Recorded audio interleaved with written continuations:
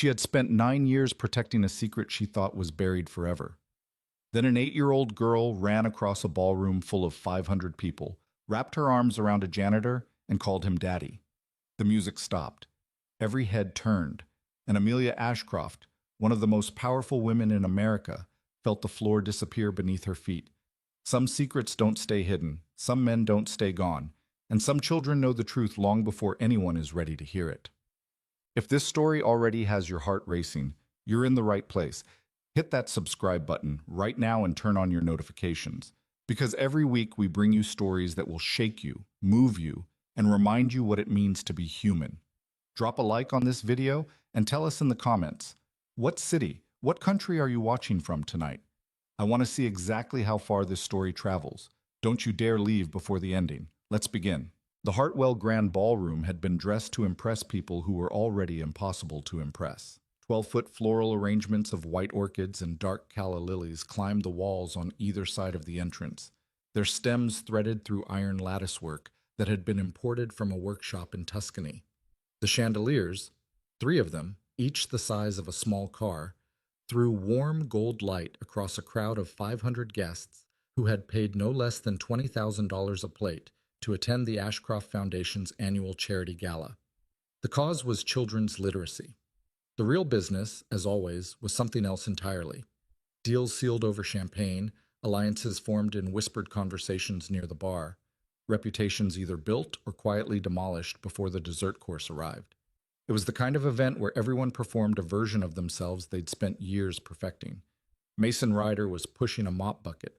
He moved along the far edge of the ballroom near the service corridor entrance, keeping close to the wall the way people do when they've spent years learning to disappear in plain sight. His uniform was standard: gray trousers, a white button-down shirt with the hotel's crest on the left breast, rubber-soled shoes that didn't squeak on marble. He was 32, broad through the shoulders in a way that the loose uniform mostly hid, with calloused hands and a jaw that carried a fading bruise from where his son Caleb had accidentally headbutted him 3 days ago while they were wrestling on the living room floor. He'd told Caleb it was the greatest wound he'd ever suffered. Caleb, who was 7 and already developing his father's dry humor, had said, "Good. Now we're even for the flu shot." Mason almost smiled at the memory. Almost. He kept his eyes moving the way he always did in crowded rooms. Not obviously, not like a man scanning for threats, just a steady, quiet awareness. Old habit. The kind you don't shake no matter how many years pass or how far you walk from the life that built it. He'd been working nights at the Hartwell Grand for 11 months. The pay was decent, the manager left him alone as long as the work got done, and the hours fit around Caleb's school schedule. He picked Caleb up every morning at 7:30 when the overnight shift ended, dropped him at school by 8, slept until 2, was back at the school gate by 3. That was the entire architecture of his life right now, and he had built it deliberately, brick by brick, because the alternative, chaos, instability, the kind of uncertainty that made a 7-year-old boy wake up scared in the night, was something Mason refused to tolerate. He had enough ghosts of his own. Caleb didn't need to inherit them. The ballroom was filling toward capacity now. Mason had been working the perimeter for about an hour, handling a situation near the east wall where a server had dropped an entire tray of sparkling water, 16 glasses, a spectacular cascade. And the cleanup had been more involved than expected. He'd done it quietly, efficiently, without drawing attention, which was exactly how he preferred every aspect of his employment here. Then he saw her. Not Amelia Ashcroft. He'd seen her earlier in the evening, from a distance, the way you see someone on a stage. The hostess, the face of the foundation, the woman whose photograph appeared on business covers and whose name was attached to 3 of the buildings in this city. 30 years old and already the kind of powerful that made older men nervous. She'd arrived in a midnight blue dress that cost more than Mason made in 4 months. And she'd worked the room with the practiced ease of someone who had learned long ago that charisma was just another tool. No. The one he noticed first was the girl. She was small for 8, with dark hair pulled into a braid that was already coming slightly undone, the kind of braid a child fidgets with. And she was wearing a navy dress with white trim that matched her mother's color scheme in that deliberate, coordinated way that publicists arranged for photo opportunities. She had a security detail, 2 men in earpieces who maintained a respectful 10-foot radius, close enough to react, but far enough to pretend they weren't there.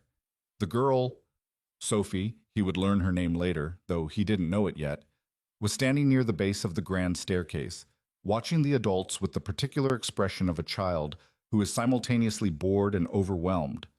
Her gaze moved around the room without settling, the way a bird hops from branch to branch, without committing to any of them.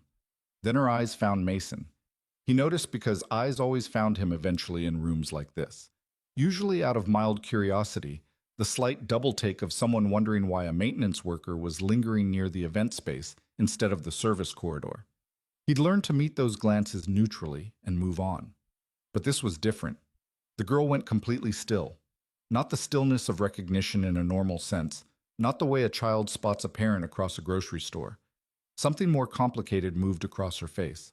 Something tentative and enormous at the same time, like a person standing at the edge of something they've wanted for a very long time and are suddenly terrified to reach for. Mason looked away, kept moving. He was rounding the corner near the staircase's base when he heard the change in the room's ambient noise. Not loud, just a subtle shift in the crowd's murmur, the way water sounds different when something disturbs its surface. He turned his head slightly. The girl was running, not toward her mother, not toward her security detail, both of whom were already moving, hands raised, faces tightening in that controlled alarm that trained professionals wear when something goes off script. She was running toward Mason. He had about 3 seconds to process this before she reached him. She collided with his legs, both arms wrapped around him, her face pressed against his hip, and she held on with the total commitment of a child who has decided something and cannot be argued out of it. The nearest string quartet, they were midway through something that had been background noise for the past 40 minutes, simply stopped. Not at a natural break, just stopped. Bow lifted from string, the last note hanging in the air, and then gone. In the silence that followed, 500 people turned to look. The girl's voice was muffled against Mason's uniform, but completely audible in the sudden quiet of that enormous room. "Daddy." Mason did not move. He stood very still with the mop handle in one hand and a child he had never met in his life clinging to him, and every instinct he had ever developed, in training, in combat, in the years of careful, quiet rebuilding that had followed, told him that whatever he did in the next 10 seconds was going to matter enormously. He looked down at her. Up close he could see her face now. She'd tilted her head back to look at him, and her eyes were dark, nearly black, and wet at the corners with the effort of holding something in. Her lower lip trembled once, and then steadied. She looked at him the way people look at something they've been carrying for a long time and are finally willing to put down. "I know it's you," she said quietly. "Just for him. I just know." Mason crouched slowly, bringing himself to her level. His knee hit the marble, and he felt the cold of it through his trousers. He looked at her face carefully, the way he used to look at maps, studying the geography, the landmarks, trying to find his position. "Hey," he said. His voice came out steady. He was grateful for that. "What's your name?" "Sophie." She wiped her eye with the back of her hand. "What's yours?" "Mason." She nodded as if he'd confirmed something. "I dreamed about you," she said. "My mom says dreams aren't real, but I knew you were." He didn't have an answer for that. He didn't think she needed one. The security detail reached them in the next moment. 2 large men with the careful, deliberately non-aggressive body language of professionals who have been trained to manage situations without escalating them. One of them said, gently but firmly, "Sophie, sweetheart, we need to go find your mom." Sophie looked at the man. Then she looked back at Mason. "Will you stay?" she asked. "I work here," Mason said, which was not a promise and not a refusal, the most honest answer he had. Sophie's grip on his arm loosened slowly, reluctantly, the way a fist opens when the thing being held is let go of by choice rather than force. She stepped back, allowed the security man to rest a hand on her shoulder and guide her away. Mason straightened, stood, picked up his mop handle from where it had leaned against the staircase post. He did not look at the crowd. He knew they were staring. He knew the murmur was starting again, rippling outward through the room like a wave finding its way to every corner. He kept his eyes forward, kept his breathing even, and walked at a normal pace back toward the service corridors. He might at approximately 40 feet before someone stepped into his path. The woman was shorter than he'd expected, given the way a room contracted around her. Without the elevated stage and the distance and the crowd between them, Amelia Ashcroft was just a person. 30 years old, dark-haired, her face a careful composition of things she'd spent years learning to control. Right now, that composition was under pressure. He could see it in the tightness around her eyes, the slight elevation of her chin that wasn't quite confidence. She'd walked quickly across the ballroom, which meant she'd abandoned multiple conversations, which meant she wasn't thinking straight, which meant she was scared. "Service corridor," she said, her voice low. Not a question. Mason looked at her for a moment. "I need to finish my—" "Please." The word came out different from the rest, less constructed. 5 minutes. He held her gaze. Then he nodded and changed direction toward the corridor door. The service corridor smelled like industrial cleaning solution and the distant warmth of commercial kitchens. Fluorescent lighting, concrete floor, the sound of the ballroom reduced to a muffled thrum on the other side of the wall. A cart of clean linen sat against one side. A stack of folding chairs leaned against the other. Amelia paced 3 steps one direction and 3 steps back. Then she stopped and looked at him. "She has never done that," she said. "In 8 years. Sophie has never... She doesn't run to strangers. She barely goes to people she knows." "I understand that's alarming," Mason said. "Who are you?" It was barely a question. Her voice had the precision of someone used to gathering information. "Mason Ryder. Overnight maintenance. I've been on staff here since last January." "That's not what I'm asking." He looked at her. "I know." Silence stretched between them. Somewhere on the other side of the wall, the quartet had resumed playing. A different piece now, something slower, as if even the musicians understood the mood of the room had shifted. "She called you—" Amelia stopped, swallowed, started again. "Sophie has never met her father. She doesn't know what he looks like. She's been asking me since she was 4, and I've told her—" Another stop. The composition on her face was cracking slightly at the edges. "I've told her that he was someone I knew a long time ago, and that circumstances—" "How old is she?" Mason said. 8. She'll be 9 in March." Something moved through Mason's chest, quick and cold, like a door opening onto winter air. He let the number sit for a moment. Did the math he didn't want to do but couldn't stop himself from doing. "Her father," he said carefully. "Do you know who he is?" Amelia's eyes sharpened. The vulnerability retreated, replaced by something harder and more familiar. "I think you need to tell me where you were 9 years ago," she said, "because I am looking at something right now that doesn't make sense to me, and I don't like things that don't make sense." "Where were you 9 years ago?" Mason asked. She blinked, hadn't expected the redirect. "A conference," she said slowly. "A tech investment summit in Annapolis. I was 21. I just closed my first serious funding round." A pause. "I met someone there. One night. There was a situation at the hotel. An emergency. She pressed her lips together.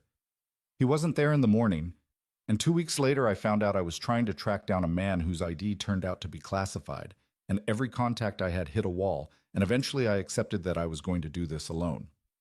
Mason was quiet for a long moment. The fluorescent light above him buzzed very faintly. He'd never noticed it before. He noticed it now. "Annapolis," he said. "Yes." "September." Her face changed. "How do you know that?" He reached up and rubbed the back of his neck. Not a nervous gesture, just a man buying himself a second to figure out what words come next when the words feel too large for a service corridor at 11:30 at night. "I was there for 12 hours, he said. I was in transit. There was a situation at the hotel.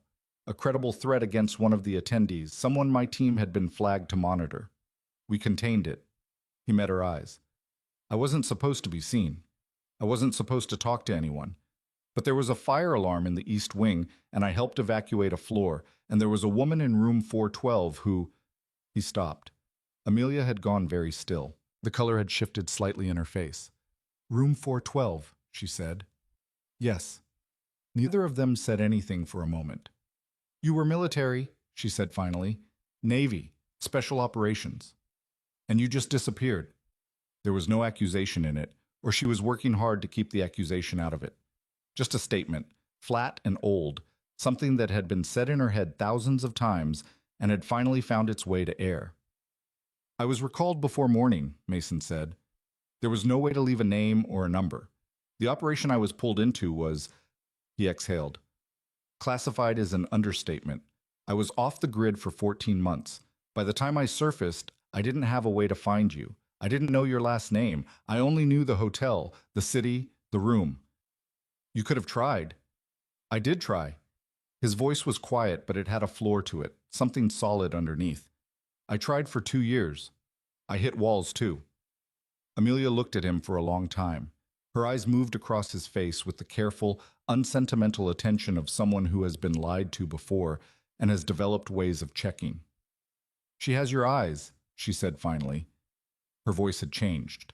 Not softer exactly, just different, the way a room sounds different when the last window closes. Mason didn't answer. He wasn't sure he could. He drove home at 2 a.m. with the windows down despite the October cold, needing the air, needing the noise of the city to fill the space inside the car because the silence was too loud. Caleb was with his neighbor, Mrs. Fenwick, an arrangement they had 3 nights a week.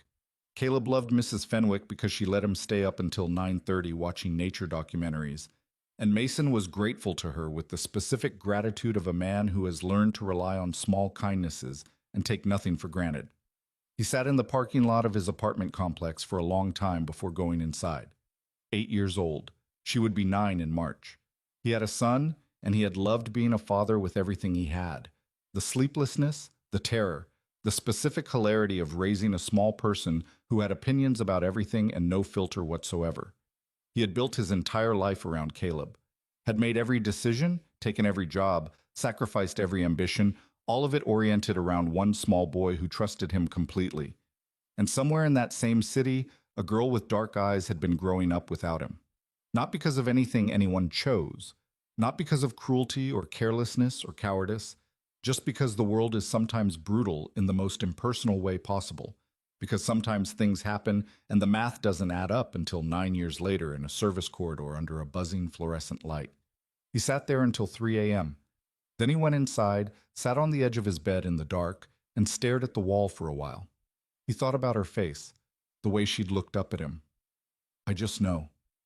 He pressed his palms against his eyes and held them there. Then he took a breath, got up, and started making coffee. Because tomorrow Caleb needed breakfast, and life didn't pause for the things that split you open. That much he'd always known. The coffee he made at 3 a.m. sat on the counter and went cold. Mason stood at the kitchen window of his apartment, 3rd floor, east-facing, a view of the parking lot and beyond it a stretch of chain-link fence, and then the back wall of a dry-cleaning business, and watched the sky do the slow, reluctant thing it did every morning before sunrise. The dark didn't lift all at once. It just got thinner, degree by degree, until the shapes of things came back. He'd been a father for 7 years. He'd done it alone, or mostly alone. His sister Deb in Portland sent money when she had it and called every Sunday, and Mrs. Fenwick next door had become something between a neighbor and a lifeline. But the daily weight of it, the 10,000 small decisions that made up a child's life, those had been his. He knew how to be a father. He'd had years of practice at the specific art of holding someone else's fear so they didn't have to carry it. What he didn't know was how to be the father of a child he'd only just learned existed. Those were different skills. He wasn't sure he had them. He also wasn't sure what Amelia Ashcroft expected him to do with what she'd told him. They had exchanged phone numbers in the corridor, her personal line, not an assistant's, which he noted. And she'd said, in the careful, clipped way of someone managing a situation they haven't fully processed yet, that they would talk more. Soon.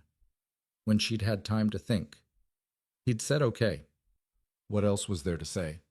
He picked up the coffee, poured it down the sink, and made a fresh pot. Caleb came home at 7:15, still wearing his pajama pants under his jacket, because Mrs. Fenwick had apparently determined that pants were optional on Friday mornings when there was no school. He walked through the door eating a piece of toast and immediately said, without preamble, Mrs. Fenwick says otters hold hands when they sleep so they don't float away from each other. That's true, Mason said. Is it? Or did she make it up? It's true. Sea otters. They call it rafting. Caleb considered this with the serious expression he brought to all new information. He was 7, with Mason's coloring and his mother's, Elena's, bright, restless eyes, and he had a way of going completely still when he was thinking that Mason found both familiar and a little unnerving, because it was exactly what Mason did himself. "We should do that," Caleb said finally. "Hold hands while we sleep? So we don't float away." Mason looked at his son for a moment, felt something shift in his chest, that particular wordless thing that hit him sometimes without warning when Caleb said something that cracked him open a little. "Yeah," he said. "Okay." Caleb climbed onto a kitchen stool and started on the second half of his toast, and Mason poured 2 glasses of orange juice and set one in front of him. And for a little while the morning was just the morning. The refrigerator hum, the sound of traffic picking up outside, the easy silence that lived between people who know each other well enough not to fill every gap. Mason thought about Sophie. He thought about her the way you press on a bruise, not to hurt yourself, just to check that it's real. Amelia called at noon on Saturday. Mason was in the parking lot of a grocery store, sitting in his truck with the engine running for heat, waiting for Caleb, who had gone in with a list and $8 and the specific confidence of a child who has been trusted with a task. Through the store's glass front, he could see the back of Caleb's head moving along the cereal aisle. He answered on the second ring. "I need to see you," Amelia said. No greeting. "Not at the hotel. Somewhere, I don't know, neutral." "There's a coffee place on Delaney Street," Mason said. "Mercer's. It's quiet in the afternoons." A pause. He could hear her breathing, steady, controlled, the breath of someone who had been managing herself all morning. 2:00, she said. "I'll be there." She hung up. Mason watched Caleb emerge from the cereal aisle holding a box of something that was definitely not on the list, look at it, put it back, look at it again, and put it in the cart anyway. A small, private negotiation. Mason smiled despite himself. Mercer's was the kind of coffee shop that had been in the same location for 22 years and looked exactly like it. Wood paneling, mismatched chairs, a chalkboard menu that hadn't fundamentally changed since the early 2000s. It smelled like dark roast and the particular warm, dusty smell of old upholstered furniture. The afternoon crowd was thin. A college student in the corner with headphones and a textbook, 2 older women sharing a slice of cake near the window. Mason was already there when Amelia arrived, 6 minutes past 2. She came through the door in jeans and a plain gray coat, hair down, no visible security, or none that were obvious, though he noted a man in a dark jacket who sat 2 tables away and ordered a coffee he didn't drink. She sat down across from Mason without taking her coat off. "You have someone on the door," he said. She looked at him. "You noticed that fast." "He hasn't touched his coffee, and he sat facing the entrance." Amelia's expression did something complicated. "My head of security insisted, after what happened at the gala, She stopped. "It doesn't matter. I didn't come here to talk about security protocols." "I know." The waitress came. They both ordered coffee without looking at the menu. When she'd gone, Amelia put her hands flat on the table, not threateningly, just a gesture of organizing herself, and looked at him. "I had someone run a preliminary background check," she said. "Mason Ryder, former United States Navy, Special Warfare, attached to DevGRU, Naval Special Warfare Development Group, for 4 years before a medical separation 8 years ago." She paused. "The specifics of your separation are sealed." "Yes," he said. "There's a son, Caleb Allen Ryder, age 7. Mother deceased." Her voice was careful on that last word. "I'm sorry." "Thank you," Mason said. He meant it, but he said it the way you say things that are true but don't need elaboration. "The Annapolis conference," Amelia said. "I've been thinking about it all night. I remember there was an incident, a fire alarm, controlled evacuation, they said. We were told it was a malfunction." She searched his face.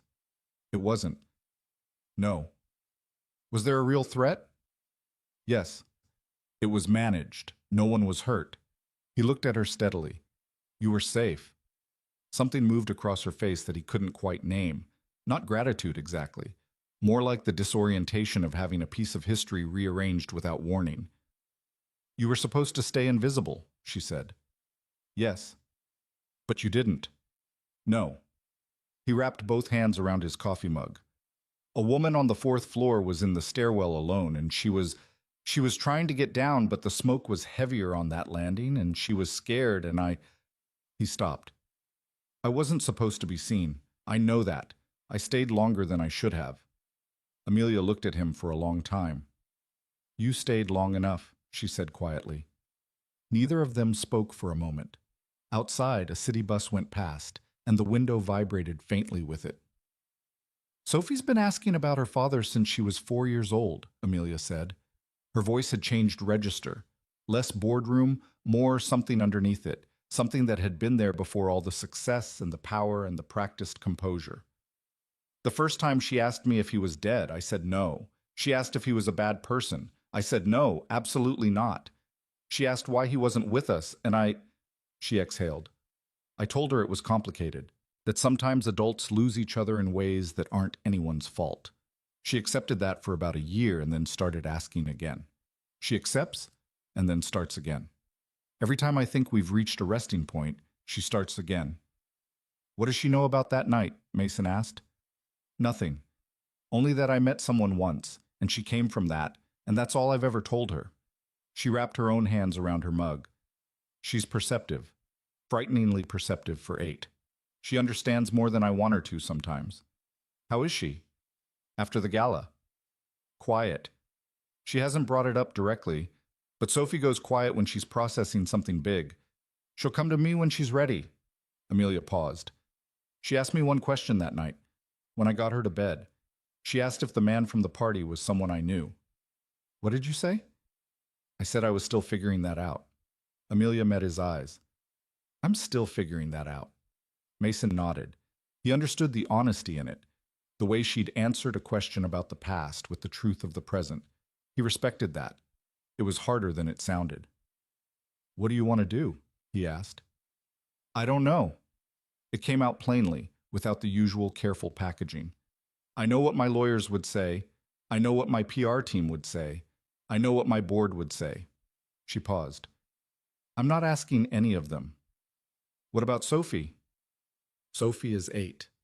Sophie already made a decision, Mason said, in a ballroom full of 500 people. Amelia looked at him. Her jaw tightened fractionally. That's not... She doesn't understand what she did. She understood exactly what she did. He said it without heat, without pressure. Just a thing he believed. She's been looking for something for a long time. She found it. 8-year-olds don't have the same talent for talking themselves out of what they know. Amelia was quiet for a moment. You sound like you've spent a lot of time with an 8-year-old, she said. 7-year-old. Close enough. Something shifted in her face. Not a smile, not quite, but the precursor to one. A small thaw in a long winter. What's he like? Your son. Mason thought about it. Not the automatic parental answer. Oh, he's wonderful. He's my whole world. But the real one. Stubborn, he said. Incredibly stubborn. Gets that from both sides, which is unfortunate. He's funny. Not on purpose, which is the best kind of funny. He's obsessed with animals right now. Any animal. He'll tell you 17 facts about a species you didn't ask about, and then look at you like you're welcome. He paused. He's had a hard couple of years. Lost his mom when he was 5. He doesn't talk about it much anymore, but you can see it. There's a place in him that's careful, more careful than a 7-year-old should have to be. Amelia listened without interrupting. He noticed that about her. She didn't rush to fill silences. He sounds like someone who needed a steady father, she said. He needed more than that. But I'm what he's got, so we make it work. She looked at him. Not the evaluating look from the corridor, but something more direct, less strategic. I want to propose something, she said, and I want you to hear it without assuming I'm trying to control it. Go ahead. Let Sophie spend time with you, supervised at first. I'll be there, or someone I trust. We don't tell her the full truth yet, because she's 8, and the full truth is... She searched for the word enormous. We let her get to know you as a person first. We give this time before we give it language. She paused. If at any point it becomes harmful to her, we stop. Her well-being is not negotiable. Mason looked at her. And my son? Amelia blinked. She hadn't expected the question, or maybe she had and it still caught her. What about him? If I'm building something with Sophie, Caleb's part of my life. He's not negotiable either. He wasn't saying it aggressively, just marking a line clearly. I'm not asking you to include him immediately, but at some point, they're going to have to know about each other. Amelia absorbed this. He could see her recalibrating, working through the implications, the variables, the complications, and he waited while she did it. One thing at a time, she said finally. One thing at a time, he agreed. She nodded, extended her hand across the table, a gesture that was half professional habit and half something more deliberate. He shook it. The first meeting between Mason and Sophie was at the Ashcroft Foundation's community garden, a stretch of raised beds and gravel paths on the south side of the city that the foundation funded and that Amelia visited regularly enough that Sophie's presence there drew no attention. Amelia had arranged it for a Wednesday afternoon, telling Sophie only that they were going to check on the winter planting. Mason was already there when they arrived, crouched near one of the beds, looking at a tray of seedlings with the focused attention of someone who has never done this before but is taking it seriously, which was accurate. He'd looked up winter gardening the night before and consumed about 4 hours of information he didn't need and couldn't stop reading. Sophie saw him before he saw her. He heard the pause in her footsteps, a small sound, a hesitation, and then she walked toward him with the deliberate carefulness of a child who has decided to be brave. "You're the man from the party," she said. He looked up. "Yeah, I'm Mason." "I know." She crouched beside him, examining the seedlings with the same seriousness he'd been giving them. "These are garlic," she said. "They go in the ground now, so they grow in spring. The cold makes them stronger." She looked at him. "Miss Reyes told me that. She runs the garden." "That's smart," Mason said. "Cold makes a lot of things stronger," Sophie said. "That's what Ms. Reyes says. She's been through a lot, so she knows." He looked at her. She was looking at the garlic, her small hands resting on her knees, her braid in slightly better shape today, but still drifting loose near the bottom. She had the quality of a person who is saying two things at once and trusts you to hear both of them. "You holding up okay after the gala?" he asked. "That was a lot of people staring." Sophie shrugged with one shoulder. "I'm used to people staring at my mom. It was different when they were staring at me." A pause. "I wasn't scared, though. Were you?" "A little," he said honestly. She looked at him then. Something flickered in her face, approval or relief, or something between them. "That's okay," she said. "Being a little scared is fine." They planted garlic for an hour. Amelia sat on a bench 10 feet away with her phone, and Mason could feel her watching without watching, the practiced peripheral awareness of a mother tracking her child's emotional weather. Sophie asked him questions with the relentless, redirecting efficiency of someone running a very thorough interview. What kind of work did he do? Did he like it? Where did he grow up?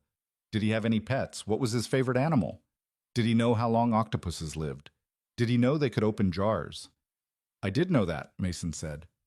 "Most adults don't," Sophie said, with the mild disappointment of someone who has given this information to many adults and found them all equally unprepared. "I have a son who's into animals," Mason said. It was the first time he'd mentioned Caleb. He kept his voice neutral. "He's 7. He's been telling me octopus facts for about 6 months." Sophie looked at him with sudden interest. "What's his name?" "Caleb." "Is he nice?"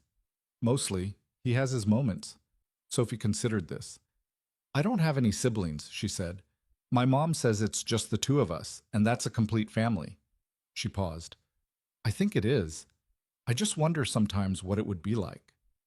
Mason looked at the row of garlic starts they'd placed in the dark soil. He didn't say anything. I didn't think he was supposed to, not yet. But he felt the weight of the moment, the proximity of a truth that was waiting, patient as the garlic, for the right season.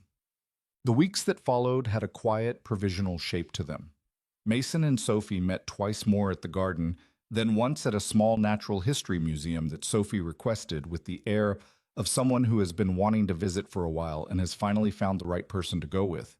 Amelia was present each time, nearby, available, watchful. She and Mason developed the uneasy rhythm of two adults navigating shared territory without a map. They were careful with each other, professionally courteous. The history between them, the enormous, improbable history, sat in the room without being discussed directly, Like furniture, neither of them wanted to move yet. But things weren't staying quiet everywhere else. Mason first noticed it as a feeling, the mild, persistent sense of being watched that had nothing to do with Sophie's security detail or Amelia's careful observation. He started noticing the same car in different locations. A photographer outside his apartment complex, not unusual in this city, except that the lens was pointed at the building rather than anything above the street. A call from a number he didn't recognize that went to voicemail and left 10 seconds of background noise and then disconnected. He'd lived in the world of intelligence long enough to know the difference between paranoia and pattern recognition. This was pattern recognition. He said nothing to Amelia for 2 weeks. He didn't want to alarm her over something he couldn't yet quantify, and he was still learning how to read her.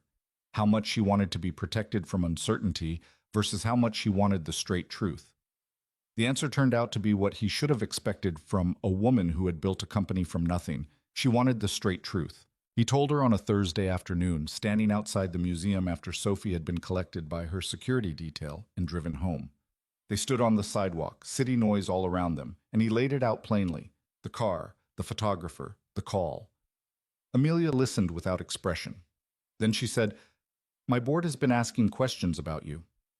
"Which questions?" "Who you are, your history, why you're suddenly in proximity to my daughter." Her voice was careful, but there was something tight under it. "There are 3 members of my board who have been looking for reasons to challenge my leadership for about 18 months. I've managed them. But this, a man no one knows, with a sealed military file, suddenly connected to Sophie. This is the kind of thing they'd use." "Use how?" "I have a morality clause in my charter that's deliberately vague. They could argue that any undisclosed personal relationship represents a breach of transparency." She paused. "They'd be wrong, but they'd make enough noise to cause damage." Mason looked at her. "So what do you want to do?" "I want to know how serious they are." She met his eyes. "I also want to know if there's anything in your past that they could actually use. Not speculation, fact." He held her gaze without flinching. "There's one incident," he said. "The mission that ended my career. The details are classified and will stay classified, but the fact of it exists in sealed records. Someone with enough resources and the right contacts might be able to find the file exists without being able to open it." "What happened?" "An operation went wrong," he said. "Civilians were put at risk. Our intelligence was compromised. People under my command were hurt." He said it flatly, not to minimize it, but because there was no other way to say it that wasn't performance. "I made a decision in the field that contradicted my orders. It was the right decision. I'd make it again. The brass didn't see it that way, and I didn't fight them on it, because fighting them would have meant opening everything up publicly, and I wasn't willing to do that to the families of the men who were there." Amelia watched him. "You took the fall," she said. "I took responsibility. That's different." She was quiet for a moment. A cab went past, horn brief and impatient. "I believe you," she said. The words were simple.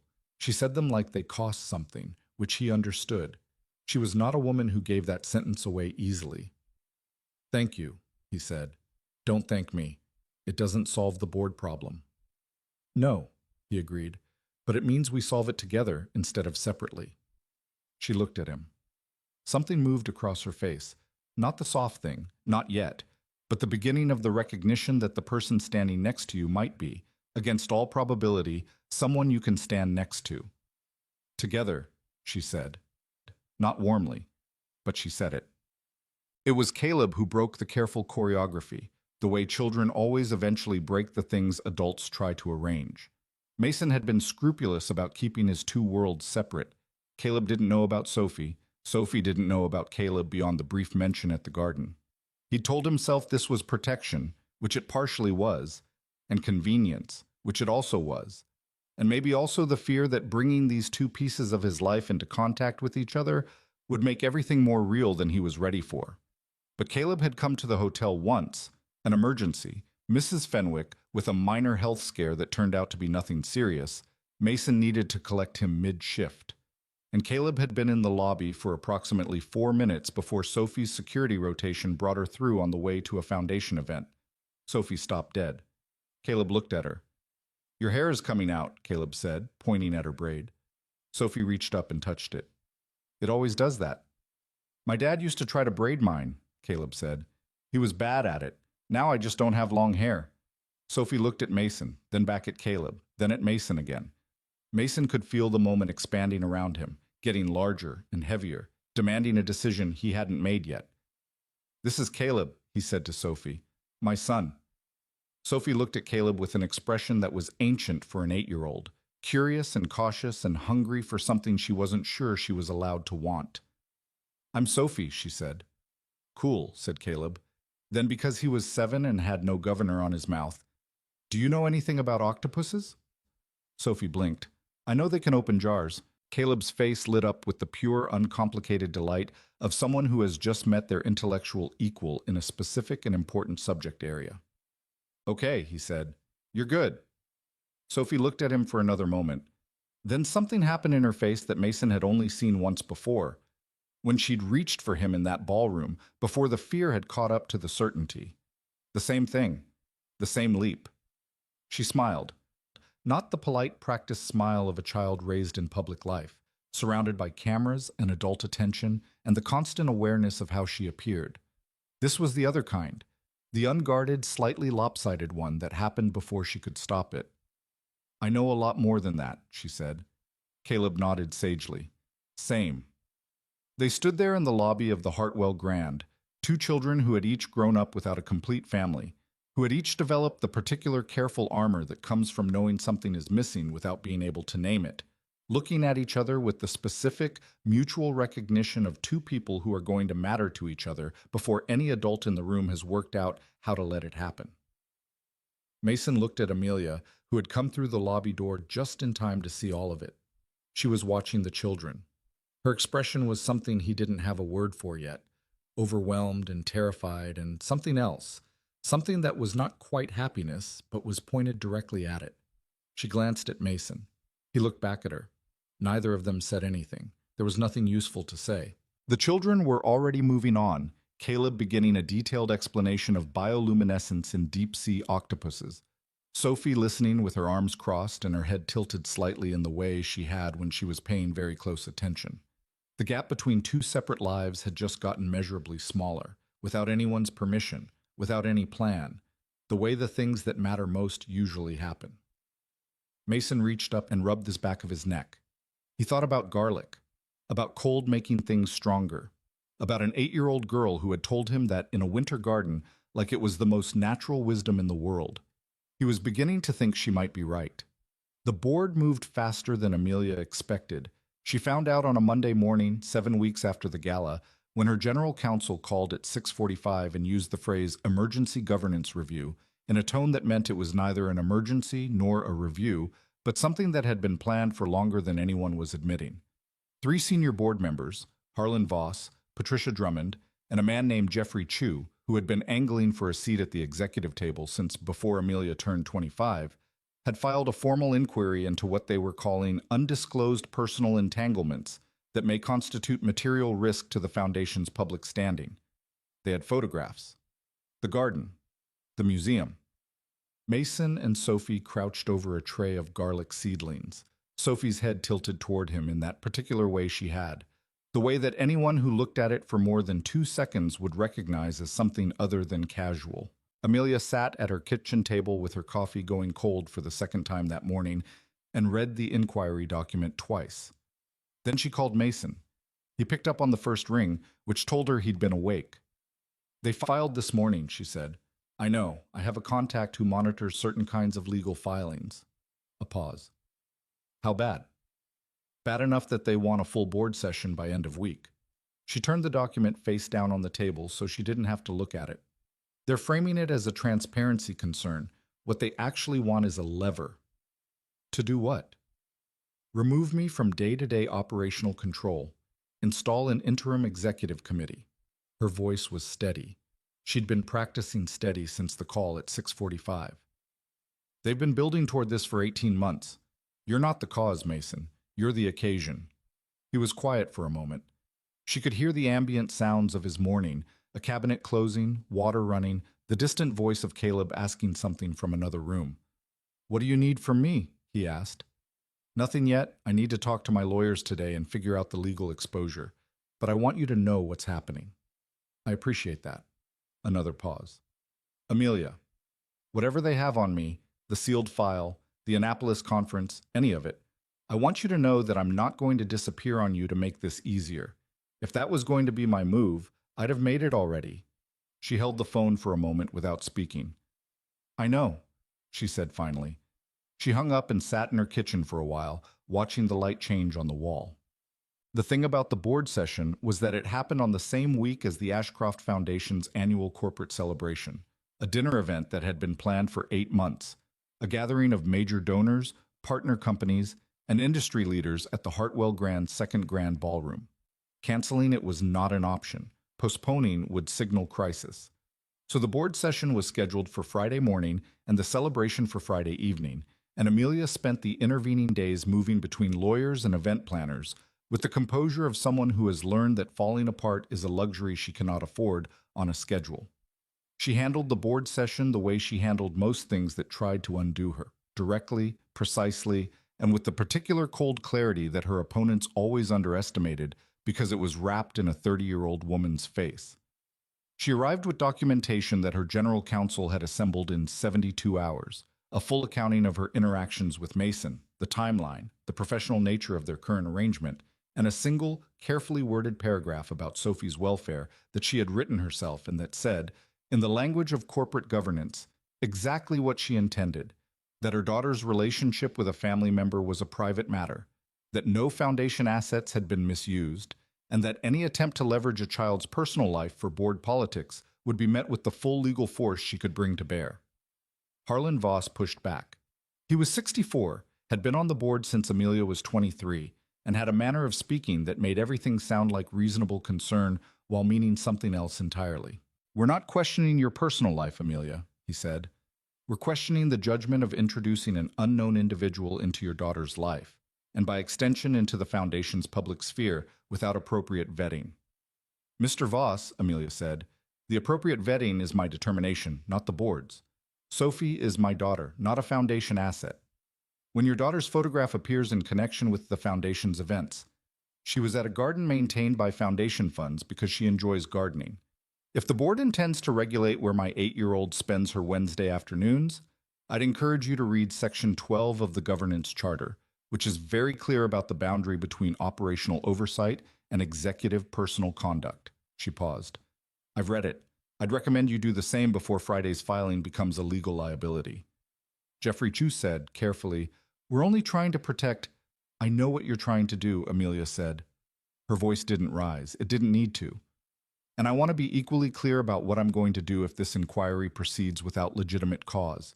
I will make the full record of this session available to every major donor in our network, along with a detailed account of the governance history that preceded it. She looked around the table. We're done for today. She walked out before anyone could respond. In the elevator, she pressed the button for the lobby, stood very straight, and let her hands shake for exactly the time it took to reach the ground floor. Then she straightened them and walked out into the city. By Friday evening, she was holding it together on momentum and very little else. The celebration dinner had the formal architecture of these events. Round tables with white linens, a dais at the front where remarks would be made, the pre-dinner cocktail hour where the real conversations happened, and the dinner itself where they continued, 530 guests. The same Hartwell Grand Ballroom, reconfigured, the same chandeliers, different flowers. Amelia moved through it the way she'd been trained to move through everything, present, engaged, asking the right questions, laughing at the right moments, never letting the surface show what was underneath. Mason was not working that night. He'd taken the evening off at Amelia's request, not because she was trying to hide him, but because she thought he deserved one night that wasn't about managing someone else's perception of him. Sophie was there, in the care of her security detail, and a Foundation staff member she trusted named Rosa, who had been with the family for 4 years and who Sophie addressed as Rosa and treated with the comfortable familiarity of someone who has always been a reliable fixture. Sophie sat at a table near the side wall with Rosa, drinking sparkling water and eating the dinner roll she'd decided was the best part of formal dinners, watching the room with those dark, observant eyes. The mercenaries came in at 8:47. They came in as catering staff, 6 of them, through the kitchen corridor, timing coordinated with a shift change that had been manipulated from inside, which Mason would piece together later, along with the fact that the operation had been planned for at least 3 weeks and almost certainly had a connection to the same people who'd been feeding information to the board. The connection ran through a shell company linked to a competitor who had been trying to acquire Ashcroft Foundation's proprietary data platform for 18 months. All of that would come later. In the moment, there was only the sudden and absolute reorganization of the room from celebration to something else. It happened fast. The first indication was the sound from the kitchen corridor, not loud, controlled, the kind of professional efficiency that doesn't announce itself. Then the doors to the ballroom opened, and 6 men in catering uniforms walked in, and 2 of them were holding weapons that were not concealed. The room had a half-second of confused silence, the specific collective delay of 500 people processing something that shouldn't be happening.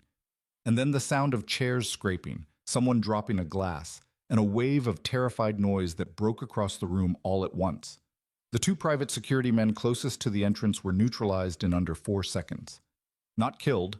These were professionals, not killers, which told Mason something about their objectives when he reviewed it later. Subdued, controlled. It was the work of people who had trained for this exact environment and had a specific target in mind. The target was Amelia. And from the way 2 of the 6 immediately moved toward the dais where she was standing, they knew exactly where she was. The ballroom dissolved into chaos. Guests went under tables, toward the walls, toward the fire exits, in every direction at once. Rosa grabbed Sophie's arm and moved immediately toward the pillar nearest their table, putting Stone between the girl and the center of the room. Amelia, on the dais, was calculating. She could see it even from across the room, the way her eyes moved, searching for an exit, a variable, anything. She was not going to find one fast enough. Mason was in the parking lot. He'd left Caleb with Mrs. Fenwick and driven to the hotel anyway, because he had not been able to stop the low, insistent feeling that had been sitting in his chest since Monday morning when Amelia had called. It wasn't logic. It was the part of him that had been built for exactly this. The part that read rooms before entering them, that calculated angles and egress and threat vectors without being asked to, that had kept him alive in places where the margin for error was measured in seconds. He'd been in the parking lot for 40 minutes, sitting in his truck, telling himself he was being paranoid. He heard the alarm from the fire exit at the east side of the building. Not a fire alarm, a panic alarm, the kind that only activates when someone hits the emergency bar from inside under duress. He was out of the truck before the sound fully registered. He came through the service entrance in under 90 seconds. The kitchen was partially cleared. Staff had fled or been moved to the far wall, 2 of them sitting on the floor with their hands on their heads under the watch of a man who was positioned to see the kitchen and the corridor simultaneously.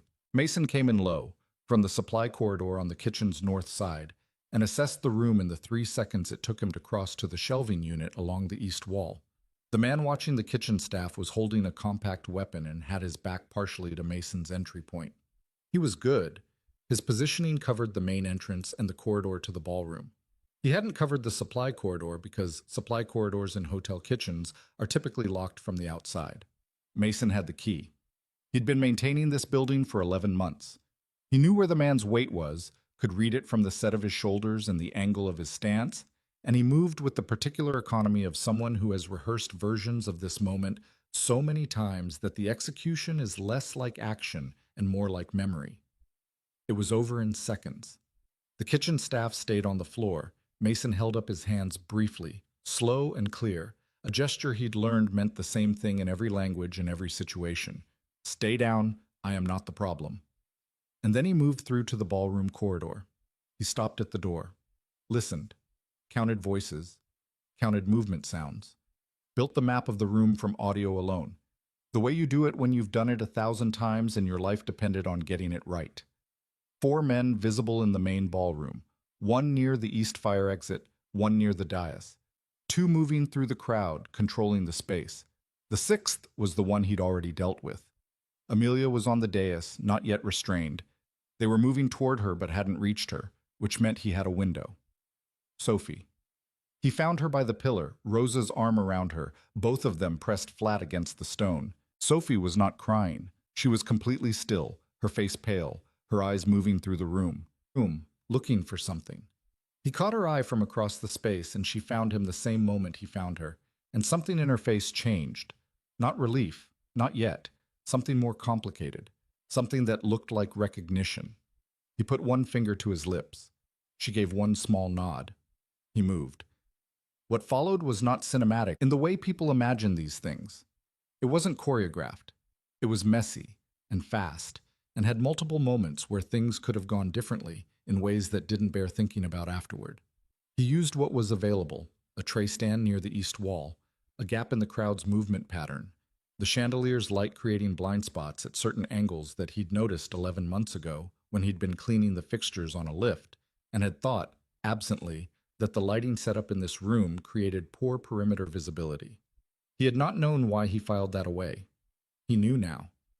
The man near the exit went down first because he was isolated and because neutralizing him opened the east corridor as an egress option for the civilians near that wall. Mason moved him quietly, efficiently, the way you do it when noise is the enemy. The man near the dais was the problem. He'd reached Amelia by now, had her arm, and was directing her toward the main entrance with the calm urgency of someone who has a vehicle waiting and a timeline. Amelia was not making it easy for him. She was walking slowly, requiring more steering than expected, asking questions in a sharp, clear voice that kept pulling the man's attention to her face rather than the room. She was buying time. She didn't know for what. She couldn't have known Mason was there, but she was doing it anyway, because her instinct under pressure was to resist, to complicate, to make herself as difficult as possible to manage.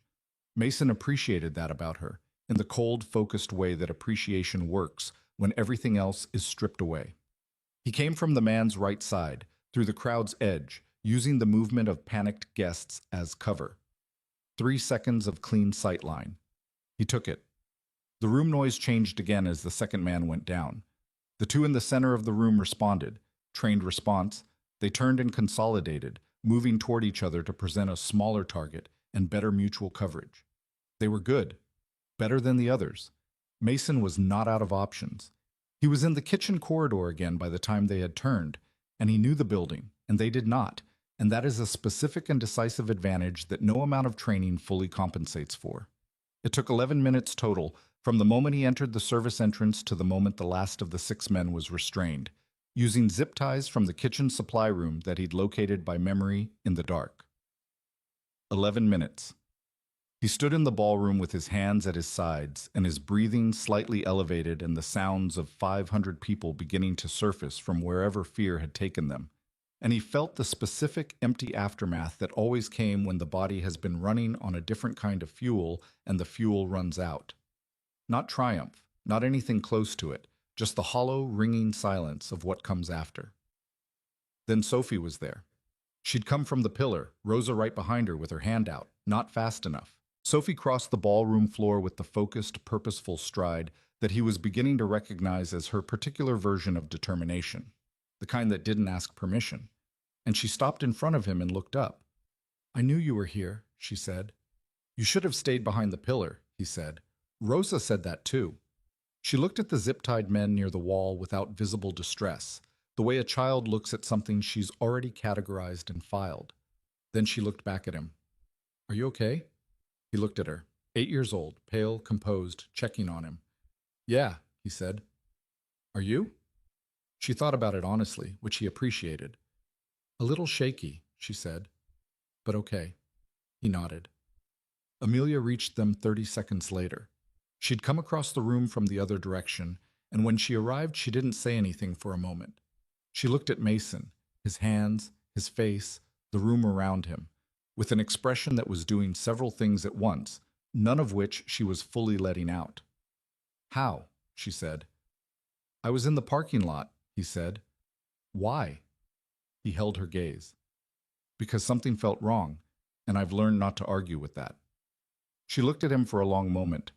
Her jaw worked once, the way it did when she was processing something she didn't yet have words for. "Sophie," she said, not looking away from Mason, "go back to Rosa." "Mom, please."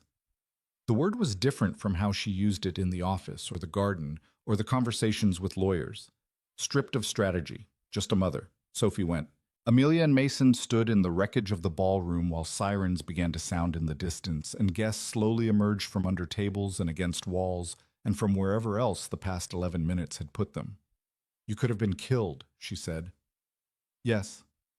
You went in anyway. Yes. She exhaled, long and unsteady, the sound of someone releasing something that has been held too tightly for too long. Sophie was in there, he said quietly. It was the simplest explanation and also the truest one. Not duty, not training, not instinct exactly. He'd looked through the door and seen his daughter pressed against a pillar in a darkened ballroom, and the rest of it had not been a decision so much as a direction. The way water doesn't decide to run downhill. Amelia heard it. He could tell she heard it. The word he hadn't said, the one that was in his voice underneath the words he had said. She didn't respond to it directly. She wasn't ready for that yet, and he understood, and he didn't push. The police are going to want to talk to you, she said. I know. My lawyers are going to want to talk to you. I know. And She stopped, pressed her lips together. I have things I want to say to you that I don't have the right words for yet. Take your time, he said. She looked at him. He looked back at her. The sirens were close now, pulling into the Hartwell Grand circular drive, the blue and red light beginning to pulse through the tall windows of the ballroom in slow, rhythmic sweeps that crossed the ceiling and the walls and the faces of the people slowly, shakily, coming back to themselves in the room around them. The security footage was released to the press before anyone in Amelia's communications team had the chance to manage it. One of the guests, a venture capital partner who had been under a table near the east wall with his phone pressed to his chest, had been recording, the way people do in crisis when they don't know what else to do with their hands. He'd captured nearly 4 minutes of footage, unsteady and partial, shot from a low angle under the table. It showed Mason moving through the ballroom. It showed the efficiency and the composure and the specificity of what he did and how he did it. It showed, in the last 30 seconds before the man had stopped recording, Sophie walking across the open floor of the ballroom toward Mason, and Mason crouching down to meet her. The footage was on every major platform by midnight. By Saturday morning, it had been viewed 9 million times. The comments used words like guardian and warrior and hero and 100 variations on each, and the tone had the particular breathless quality that the internet reserves for things that seem, briefly, like proof of something it was beginning to stop believing in. The quiet janitor, the hidden soldier, the child who knew. Mason did not watch the footage. He sat in his apartment at 2 a.m. with Caleb asleep in the next room and a cup of coffee that was getting cold, which was apparently just how his nights went now, and he thought about the board members who had filed an inquiry because they'd seen photographs of a man they didn't know talking to a little girl in a garden.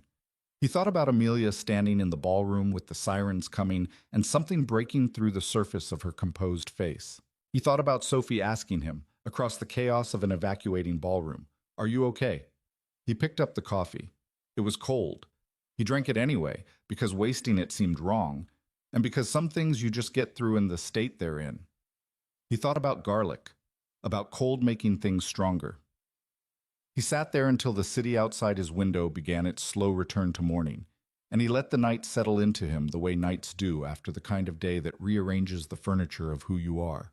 And he did not sleep. But he was not entirely alone either, because Caleb made a sound from the next room, one of those small, random sleep sounds that children make. And Mason turned his head toward it the way you turn toward light, when there's not much of it, and that was enough to carry him through to morning. Outside, somewhere across the city, in a house that was considerably larger and quieter and more defended than his apartment, he suspected that a woman he was still learning to understand was also awake, sitting in her own kind of silence, holding the night and figuring out what to do with everything it had shown her. He thought she'd figure it out. He was beginning to think she could figure out most things, given enough time and enough space to do it on her own terms. He was beginning to think that was something he could work with. The 9 million views became 22 million by Sunday afternoon. Mason knew this because Caleb told him. Caleb had seen the footage on a tablet at Mrs. Fenwick's house. She'd been watching the news coverage and hadn't thought to turn it off before Caleb walked in. And he'd come home with the specific, contained energy of a child who has learned something enormous and is working out how to carry it. He'd sat at the kitchen table while Mason made lunch and said nothing for about 4 minutes, which was unusual enough that Mason set down the knife he'd been using and turned around. Mrs. Fenwick showed you, Mason said. She didn't mean to. Caleb was looking at the table. She felt bad. It's okay. Is that really you? In the video? Mason pulled out the chair across from Caleb and sat down.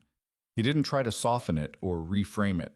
Caleb was 7, not an infant, and he'd already lost his mother and rebuilt his understanding of the world once. He deserved straight answers. Yes, Mason said. Caleb looked at him. His eyes were Elena's.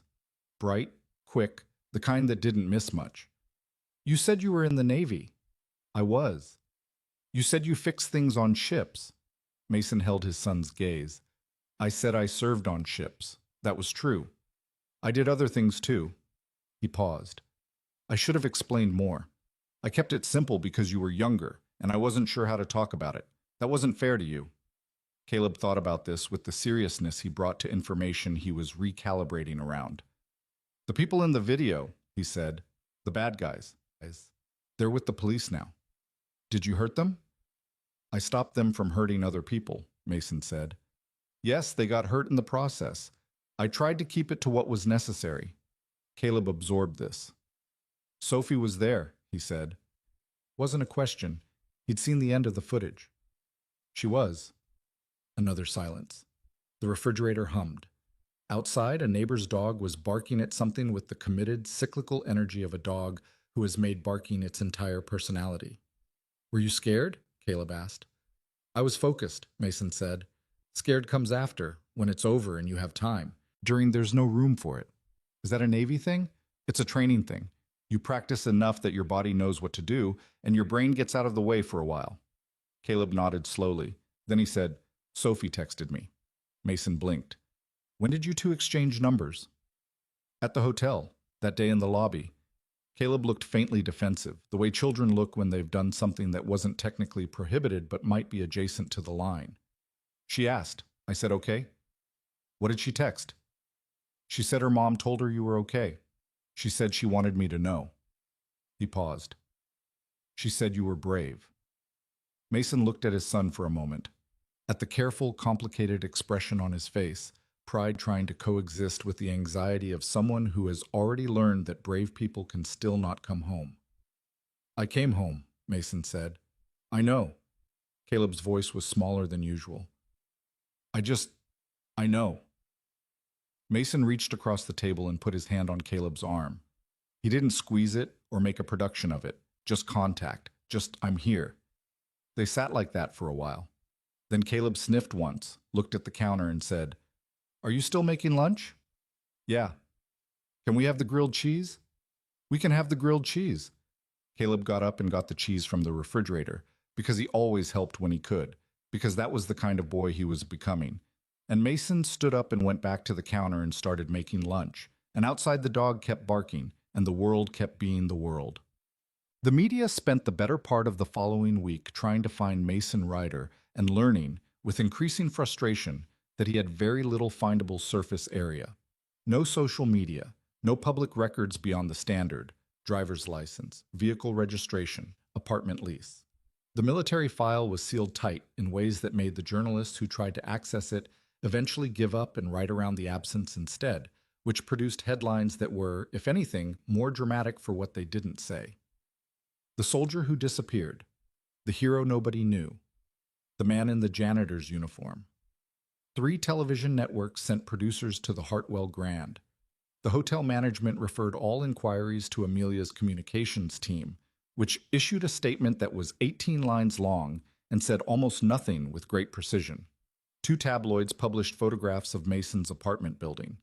He'd expected this and had already moved Caleb temporarily to his sister Deb's place in Portland. Deb had driven down the moment she'd seen the news, arriving at 11 at night with a casserole and the no-nonsense energy of an older sibling who has decided to handle something. She'd taken one look at the situation and said, "Pack a bag for him, Mason. I'm taking him back with me until this dies down."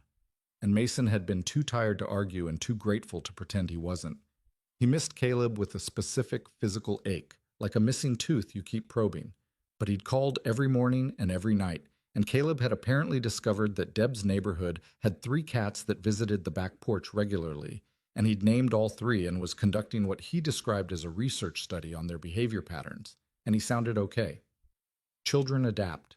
That was either the most reassuring or the most heartbreaking thing about them, depending on the day. Amelia called on Tuesday, mid-morning. The board met again, she said, without calling me. Mason was at the hotel, finishing his shift. He'd kept working because stopping would have looked like retreat, and because the normalcy of the work was something he needed. He stepped into the service corridor with his phone and leaned against the wall. "And," he said, "Voss is backing down. The footage?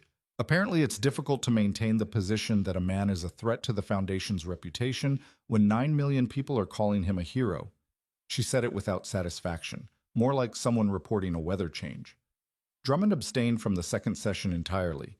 Chu is still pushing, but he's isolated now. That's good. It's temporary. He'll find another angle. A pause. The investigation into the mercenaries is moving fast. The connection to the competitor company, Veritan Group, is apparently cleaner than anyone expected. My lawyers are saying criminal charges are likely within 30 days. Good, Mason said again. Mason. Her voice shifted. I need to talk to you about something that isn't board politics or mercenaries or legal strategy. He waited. Sophie asked me last night, Amelia said. She sat down at the kitchen table. She does this thing where she picks her moment. She waits until everything is quiet, and then she sits down like she's calling a meeting. And she asked me if you were her father. The corridor was very quiet. What did you say? Mason asked. I said, a pause that was longer than her usual pauses. I said that was a complicated question, and I wasn't ready to answer it yet. Another pause. She said, Mom, I'm not asking complicated. I'm asking yes or no. A breath. She's 8. She's not a typical 8, Mason said. No, she's really not. Amelia's voice did something then, cracked fractionally at the edge, almost imperceptibly, the kind of crack that only appears when a person has been holding something very tightly for a very long time and the grip is finally failing. She told me she already knew. She said she'd known since the gala, not because someone told her, but because she said she just felt it, like something clicking into place. A pause. She said she wasn't angry. She said she just wanted to stop pretending she didn't know. Mason pressed his free hand flat against the concrete wall of the corridor. Cold. Real. What do you need from me? He asked. I need to know if you're ready for this to be real, Amelia said. Not the public part, not the legal part. I mean, the part where she knows. Where you sit down with her and she looks at you and it's not a maybe anymore. He thought about Sophie in the garden, talking about cold making things stronger. About her face in the ballroom when she'd crossed the floor to check on him. About the text she'd sent Caleb, she wanted me to know you were okay. Which was the act of a child who understood that people who matter to you are connected to each other. I've been ready, he said quietly. I've been waiting for you to be. A long silence. Thursday, Amelia said. Come to the house. We'll do it together. Okay. It's going to be... She stopped, started again. I don't know how it's going to go. Neither do I, he said. That's okay. She hung up. Mason stood in the service corridor for a moment, then went back to work because the floors didn't clean themselves and he had 2 more hours on his shift, and the ordinary demands of life had the useful quality of giving your hands something to do while your mind worked through the larger things. The house was in a quieter part of the city, not the showpiece kind of wealthy, but the old, settled kind. A neighborhood of large trees and wide sidewalks and houses that had been standing for 60 or 70 years. Amelia had bought it 3 years ago, choosing it specifically because it looked nothing like the glass and steel world of her professional life. Sophie had a garden in the back, a real one, not the Foundation's manicured raised beds, but a genuinely unruly patch of dirt and perennials and a tomato plant that had taken over a corner with cheerful aggression. Mason arrived at 6:30 on Thursday evening. He changed out of his work clothes and into something clean and plain, jeans, a dark flannel shirt, because he'd spent 10 minutes staring at his closet and finally landed on the thought that there was no version of this evening that was improved by him being dressed differently than he normally was. Amelia opened the door herself. Rosa was in the background, visible through the hallway, and there were the sounds of a house in the early evening, something in the kitchen, a television somewhere distant that was quickly turned off. She's in the back, Amelia said. She's been out there since she got home from school. She does that when she's thinking something through. Should we go out to her? Mason asked. I'll get her.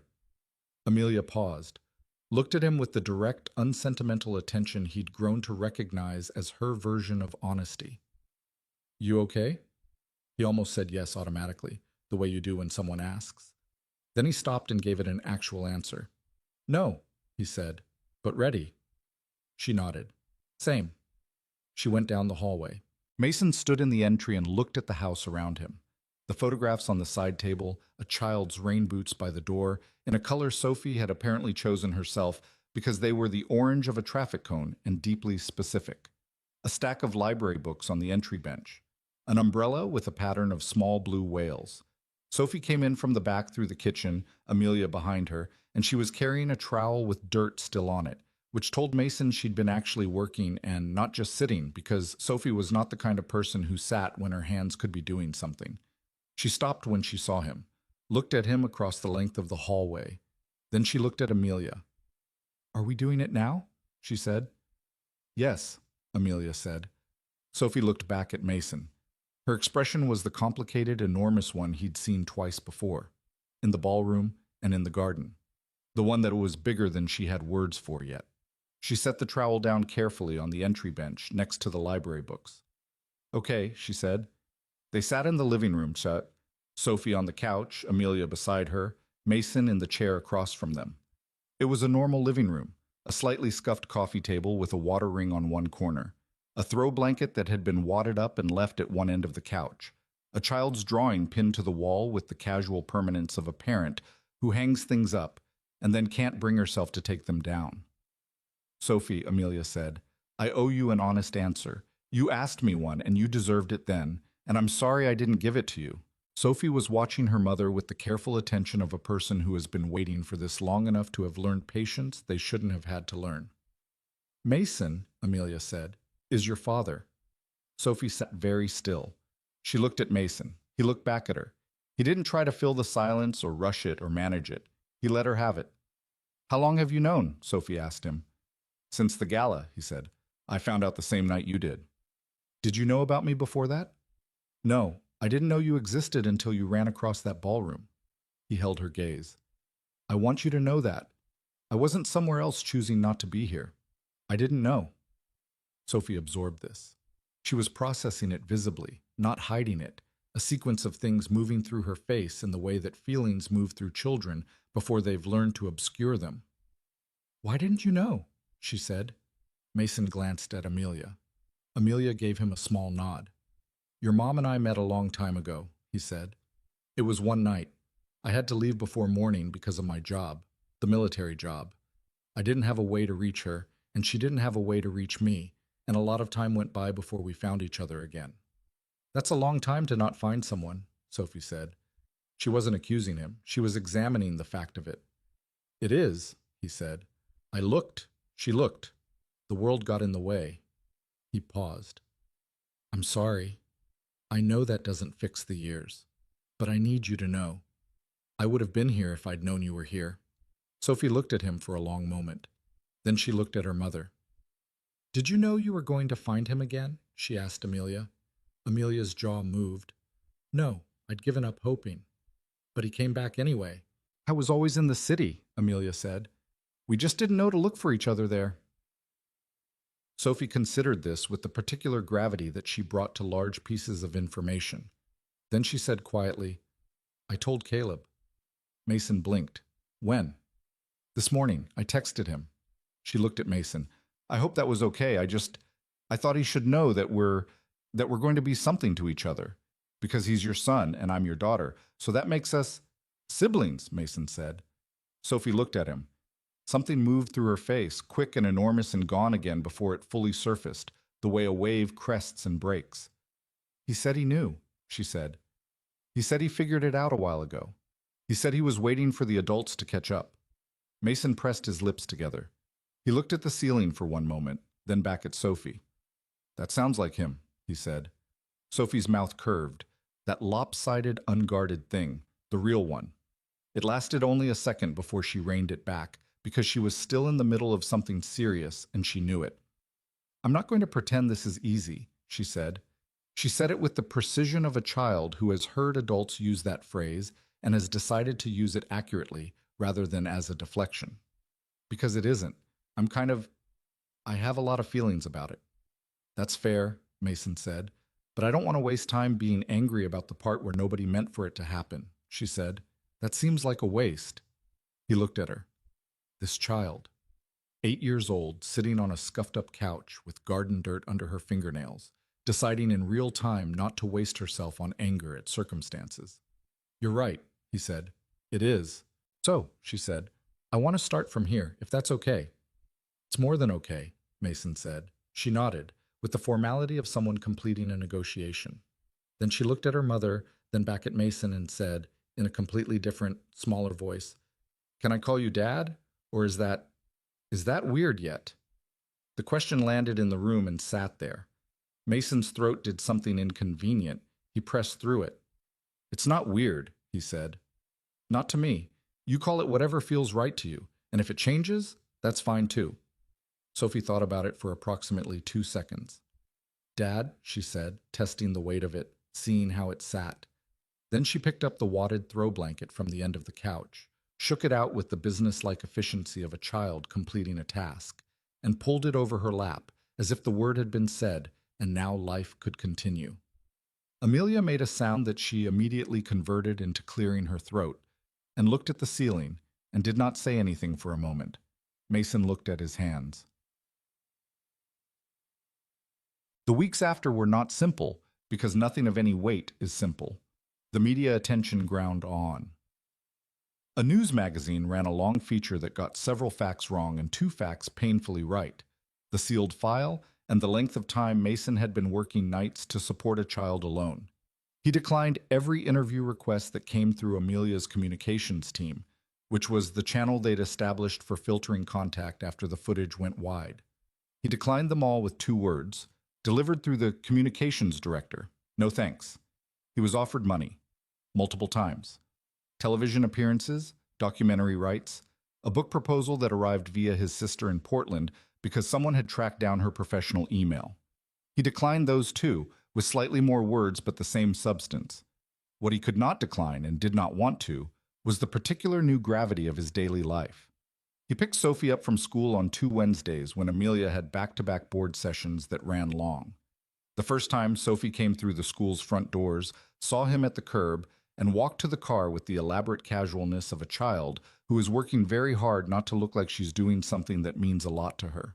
She got in, put her backpack on the floor, looked at him, and said, You have to sign in at the office next time. They flagged you. I'll sign in next time, he said. They probably thought you were a stranger. I was, until recently. Well, you're not anymore. She put on her seatbelt with the efficient snap of someone who does not leave seatbelts unclicked. Can we get those potato chips? The kind in the yellow bag.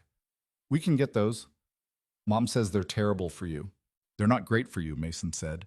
You want them anyway? Yes. That we're getting them. Sophie looked out the window. He could see the small private satisfaction on her face. Not about the chips, or not only about the chips. About something larger and quieter than that. They drove to the convenience store and got the chips and ate them in the parking lot because Sophie said they were better before you got home, which he had no argument against. And then he drove her back and Rosa was there for handoff, and it was ordinary. And Mason sat in the car for a moment after Sophie had gone inside and thought about the word ordinary and what it actually meant when you laid it next to what it had cost to get there. Harlan Voss resigned from the board in the 3rd week of November. He issued a statement through his attorney that cited personal reasons and a desire to pursue other interests, which was the language of a man who had calculated his position and found it untenable. Patricia Drummond remained chastened. Jeffrey Chu attempted one more line of inquiry, a formal question about the foundation's liability exposure from the ballroom incident, and was informed by Amelia, in writing, that the incident had produced 0 foundation liability and had in fact generated a measurable positive effect on donor engagement that the communications team had tracked down to the percentage. She included the data. Chu did not raise the issue again. The Veritan Group's connection to the mercenary operation produced federal charges against 3 of their executives by the end of November. Amelia's legal team had cooperated fully with the investigation and had provided documentation that, her general counsel described, was cleaner than they deserved, meaning that Amelia had been thorough in ways that now protected her completely. Mason was not surprised by any of this. He'd watched her operate for 3 months, at close enough range to see past the public composure, and he'd formed a clear picture of how she worked. She was not perfect. She was impatient in ways she sometimes didn't catch until they'd already caused friction, and she had a habit of making decisions in isolation and presenting them as finished when they were still negotiable. And there were moments when the gap between the woman who had built something remarkable and the woman who was still figuring out how to be someone's partner, in any sense, was very visible. But she worked on herself. He'd seen that too. She caught her own patterns, named them, adjusted. Not always immediately, but she came back to things. He respected that. The afternoon she offered him the position, head of security and emergency preparedness for the Ashcroft Foundation. She did it in the way she did things when she was trying not to make it a production of itself. She was driving. He was in the passenger seat. They'd just picked up both kids from a Saturday activity and dropped them at the house, and the car was quiet for the first time in an hour. "I want to offer you a job," she said. I'm not trying to change you into something. I know how that sounds." She kept her eyes on the road. "The foundation needs someone to build a real security infrastructure. After what happened, the board actually agrees with me on something for once. And you know how buildings work. You know threat assessment. You know how to train a team. It's not nothing, Mason. It's a real thing." He looked at the road through the windshield. "What does it pay?" She told him. He was quiet for a moment. "That's a lot," he said. "It's market rate. It's about 6 times what I make now." "I know what you make now," she said. Then, catching herself, "That came out wrong. I didn't mean it as, I know what you meant." He thought about it. Not long, but he'd been thinking about it in the oblique way you think about things that are coming before they're offered. "The kids are at the same school now," he said. Sophie had started at Caleb's school 2 weeks ago. Amelia's decision, a restructuring of her daughter's life she'd made slowly and carefully. "My commute from the apartment would be workable. I wasn't suggesting you'd have to move." "I know." He looked at her profile. "I'm going to take it. I want to be clear that I'm not taking it because of anything except that it's the right work and I'm the right person for it." Amelia glanced at him briefly. "I know that. And I'm not taking it because of Sophie or because of you." "Mason, I mean it. I know you mean it. I wouldn't have offered it if I thought you'd take it for the wrong reasons." A pause. "I know who you are." The sentence was plain and short, and she said it like a fact rather than a compliment, which was why it landed the way it did. Not as flattery, but as recognition, which was the rarer and more valuable thing. He looked out the window. They were on the long street that ran toward his apartment, the city in its late afternoon state. The quality of light that made even ordinary buildings look briefly worth seeing. "When do you need an answer?" he said. "You just gave one." "I said I was going to take it. I haven't said yes yet." She looked at him. That expression, complicated and layered and trying to decide whether to be exasperated or amused, landing somewhere between them. "Would you like a moment?" she said. "I would like," he said, "for us to do this correctly, whatever this is." He said it carefully, meaning both the job and the other thing, the larger thing that neither of them had put a name to yet. The thing that had been building in the unguarded moments, in parking lots, in service corridors, in the front seat of a car, with the kids dropped off, and the city going amber around them. Amelia was quiet for a moment. "Correctly," she said, not mocking it, trying it out. "One thing at a time," he said. Their phrase now, the one they'd started using in that coffee shop on Delaney Street, the one that had become shorthand for slowly and deliberately and without pretending we know more than we do. She turned onto his street, pulled up in front of his building, left the engine running. "Yes to the job?" she said. "Yes to the job," he said. "And the other thing." He looked at her. She was looking at him with the particular attention that she reserved for things she'd decided were worth her full concentration.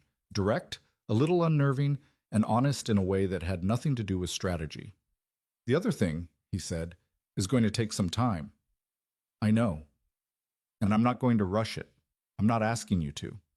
But I'm not walking away from it either, he said. I want to be clear about that too. Amelia held his gaze for a moment. Then she looked back at the steering wheel, and something in her face settled, not into ease exactly, but into something adjacent to it. The look of a person who has been holding her breath and has finally, carefully, let a little of it out. One thing at a time, she said. One thing at a time, he agreed. He got out of the car. She drove away. He stood on the sidewalk outside his apartment building in the October late afternoon light and watched the taillights until they turned the corner and were gone. His phone buzzed. He looked at it. A text from Caleb, from Portland, with a photograph attached. 3 cats on a back porch, each one labeled with a hand-drawn arrow and a name written in Caleb's block printing. Captain. Biscuit. Dr. Fluff. Below the photograph, one line. Dr. Fluff is the boss. Thought you should know. Mason stood on the sidewalk and laughed. A real one, unguarded, the kind that comes up before you can decide whether it's appropriate. A woman walking her dog gave him a mildly startled look, and he held up a hand in apology, and she moved on, and he was still smiling when he went inside. He climbed the stairs to his apartment, unlocked the door, stepped into the particular quiet of a home without its child in it, and sat down at the kitchen table. He thought about a janitor's uniform folded in the corner of his closet. He thought about a service corridor and a fluorescent light, and a woman who had said, "I believe you like it, cost something." He thought about a girl in a navy dress with a braid coming loose who had crossed 500 feet of ballroom floor on certainty alone. He thought about all the ways a life can get to where it is, the wrong turns and the detours and the things that felt like endings that were actually something else. He got up and made coffee, because the coffee was always going to go cold, and he was always going to make it anyway, and some things about a person don't change, and maybe that was all right. Maybe that was even the point. Caleb came home from Portland on a Saturday morning in early December, and the first thing he did when Mason picked him up from the airport was hand him a crayon drawing that Dr. Fluff had apparently walked across, leaving a single paw print in the corner that Caleb had carefully outlined in black so it would show. "For the refrigerator," Caleb said. "Obviously," Mason said. They drove home with the heat on and the radio low, and Caleb talking without stopping for approximately 45 minutes about the cats, Deb's neighbor, who had a koi pond, a documentary he'd watched about migratory birds, and a dream he'd had involving a submarine that he felt was important to document verbally in full detail. Mason listened to all of it. He'd missed this, the specific, relentless generosity of a child who gives you everything in his head because he trusts you to want it. When they pulled into the apartment complex, Caleb went quiet for a moment. Then he said, "Is Sophie coming over this week?" "Probably Wednesday," Mason said. "Why?" "I want to show her something." He picked up his backpack from the floor. "I found a book at Aunt Deb's about cephalopods. It's really detailed. She'd like it." Cephalopods. Octopuses, squids, cuttlefish. He said it with the patience of someone who has explained this category before. "Sophie knows a lot about octopuses, but I don't think she knows about cuttlefish. She might surprise you." Caleb considered this. "That would be good too," he said, and got out of the car. Mason sat for a moment after Caleb shut the door, watching his son walk toward the building entrance with his backpack bouncing, already back in the orbit of his regular life as if Portland had been a parenthesis. 7 years old and already so much himself, already so clearly the person he was going to keep being, in all the ways that mattered. Mason thought about the kind of man he wanted Caleb to see when he looked at his father. He'd been thinking about that for 7 years, since the night in a hospital in Virginia, when a nurse had put a small, outraged person in his arms, and Mason had looked at him and understood, with the clarity of something that bypasses thought entirely, that everything he did from that moment forward would be weighted differently than anything he'd done before. He hadn't always gotten it right. There had been nights when the ghosts came and he'd been short with Caleb the next morning without meaning to, and he'd had to sit down later and explain, in simple words, that sometimes adults carry things that make them act smaller than they want to be, and that it wasn't Caleb's fault, ever. There had been months when the money was so tight that Mason had eaten half portions and told Caleb he wasn't hungry, which Caleb had believed because children believe what their parents tell them, with a trust that is both beautiful and terrible in its completeness. There had been moments of real loneliness, not the dramatic kind, but the quiet, accumulated kind that builds up in the corners of a life lived mostly in service of someone else. He didn't regret any of it, but he didn't romanticize it either. It had been hard, and hard things leave marks, and the marks were part of him now. The same as the military career and the night in Annapolis, and the 11 months of pushing a mop bucket across marble floors. You are, in the end, the sum of what you survived and what you chose to do with it. He got out of the car and went upstairs to put Dr. Fluff's paw print on the refrigerator. His first week as head of security at the Ashcroft Foundation was not what the job title suggested if you imagined job titles in a certain way. There was no corner office, no team waiting to be commanded, no infrastructure to inherit. What there was a situation assessment that Mason had requested before accepting, a full accounting of the Foundation's current security posture, which turned out to be, in his measured professional opinion, held together with optimism and habit.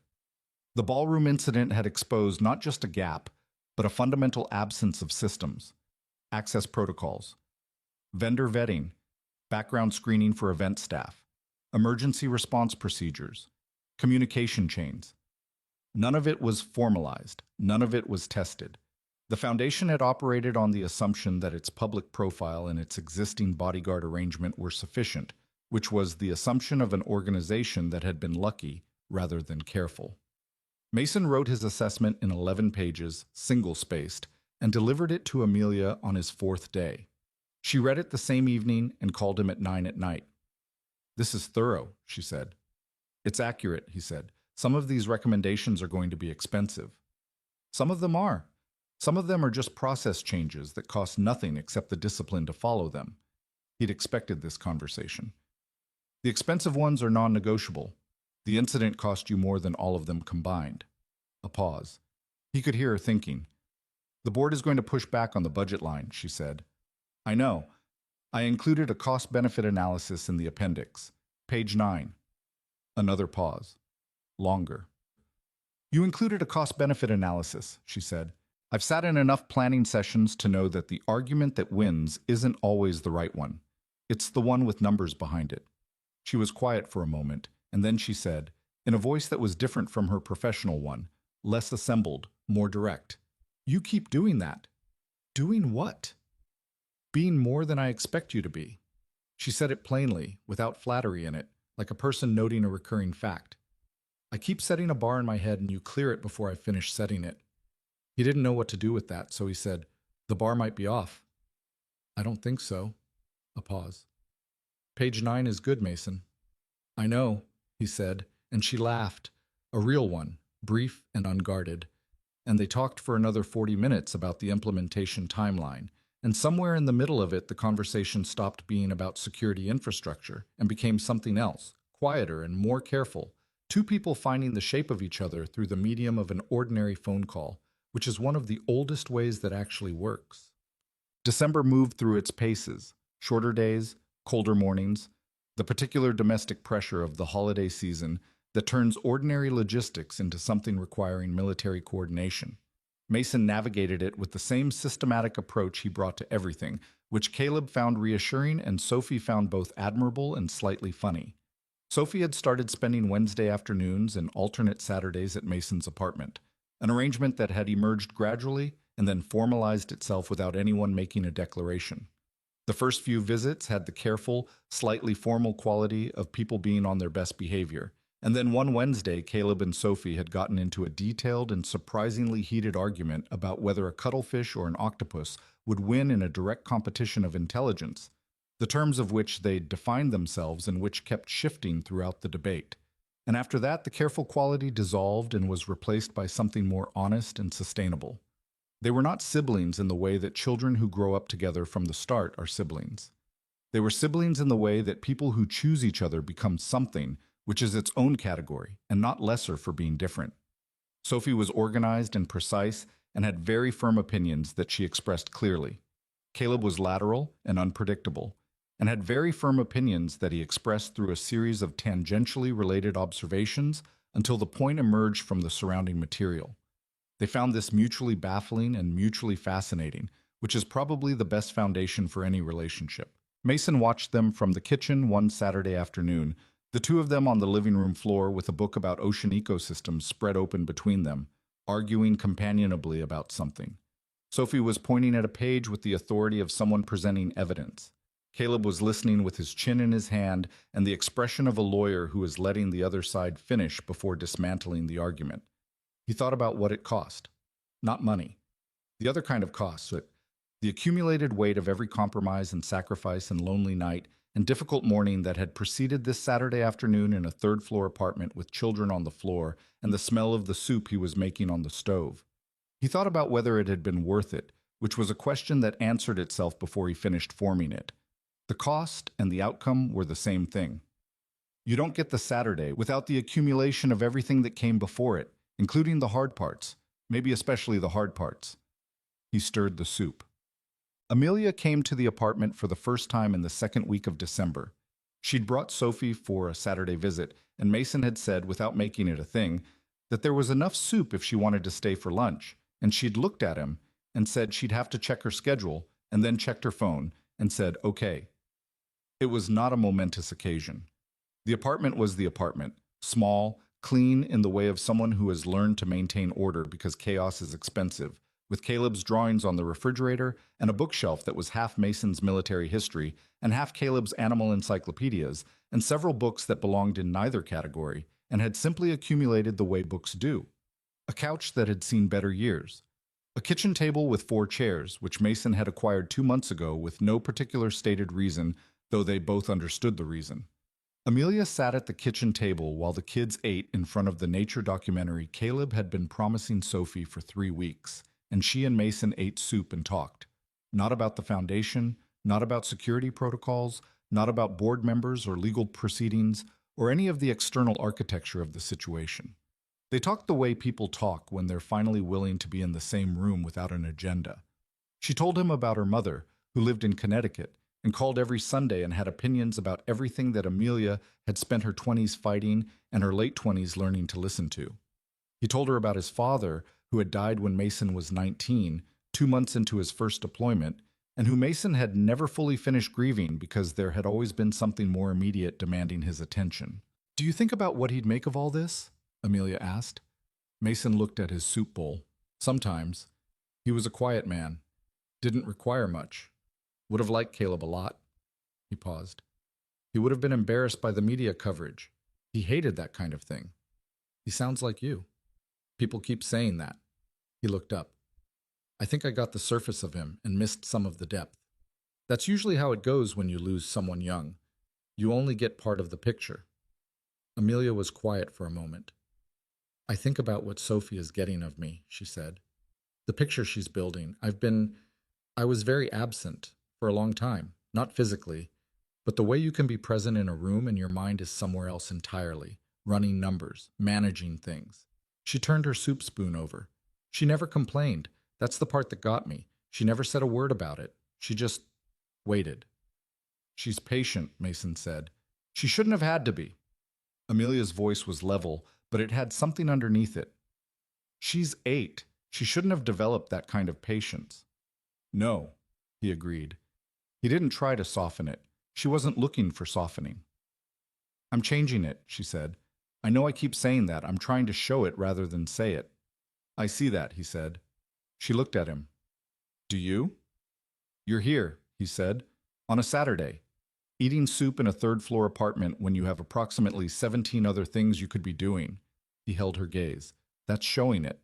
She looked at him for a moment longer than was strictly neutral, and then she looked back at her bowl, and there was a quality to the silence that followed that neither of them addressed directly, because they'd agreed, without ever saying so, to be careful with this particular thing, to not rush it, not name it prematurely, not let the weight of everything around it push it into shape before it was ready.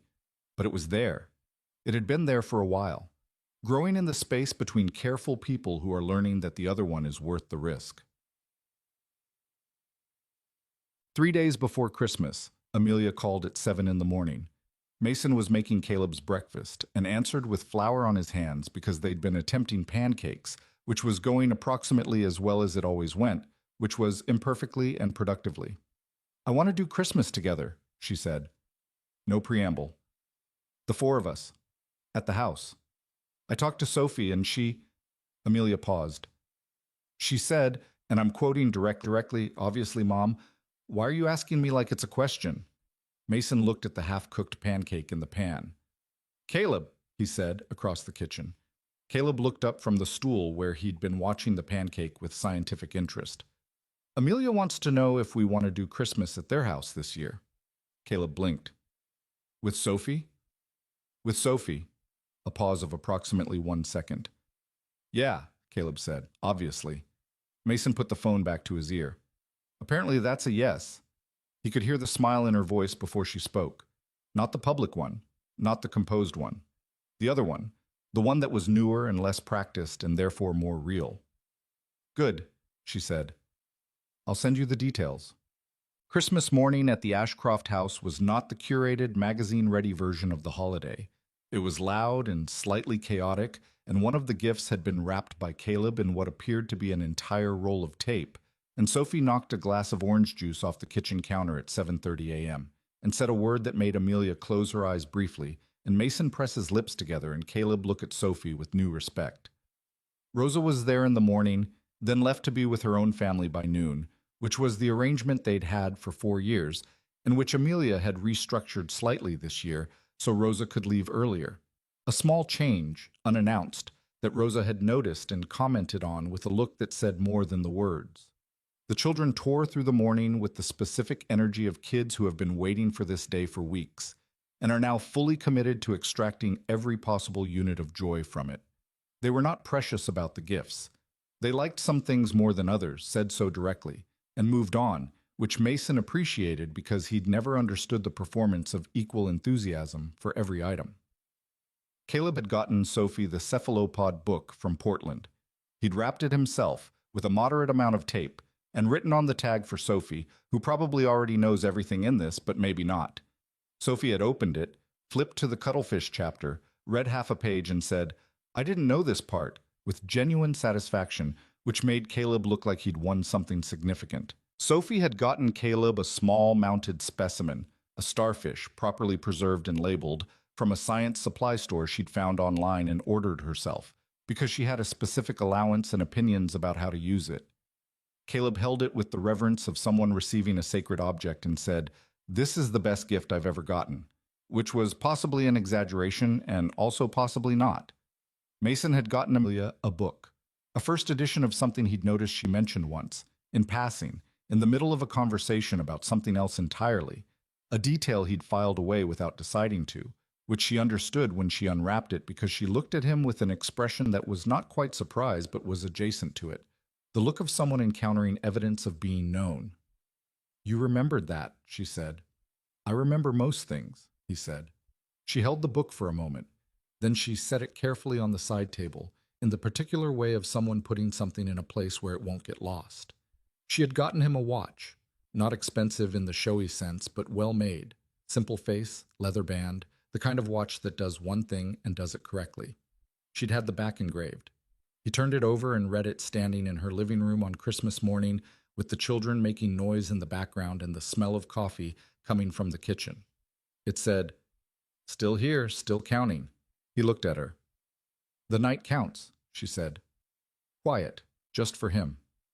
In Annapolis, the years we didn't know. All of it counts. I didn't want you to think I'd... She stopped, reorganized. I didn't want you to think I was only counting forward. He turned the watch over in his hands. It was the kind of sentence, still here, still counting, that could mean several things at once, and all of them were true, and she'd understood that when she'd chosen it, which was the kind of understanding that is not learned quickly. Thank you, he said, and meant it in several directions simultaneously. He put it on. It fit. January arrived with the cold and the administrative rhythm of new beginnings, and Mason stepped fully into the security role with the methodical commitment he brought to anything he decided was worth doing correctly.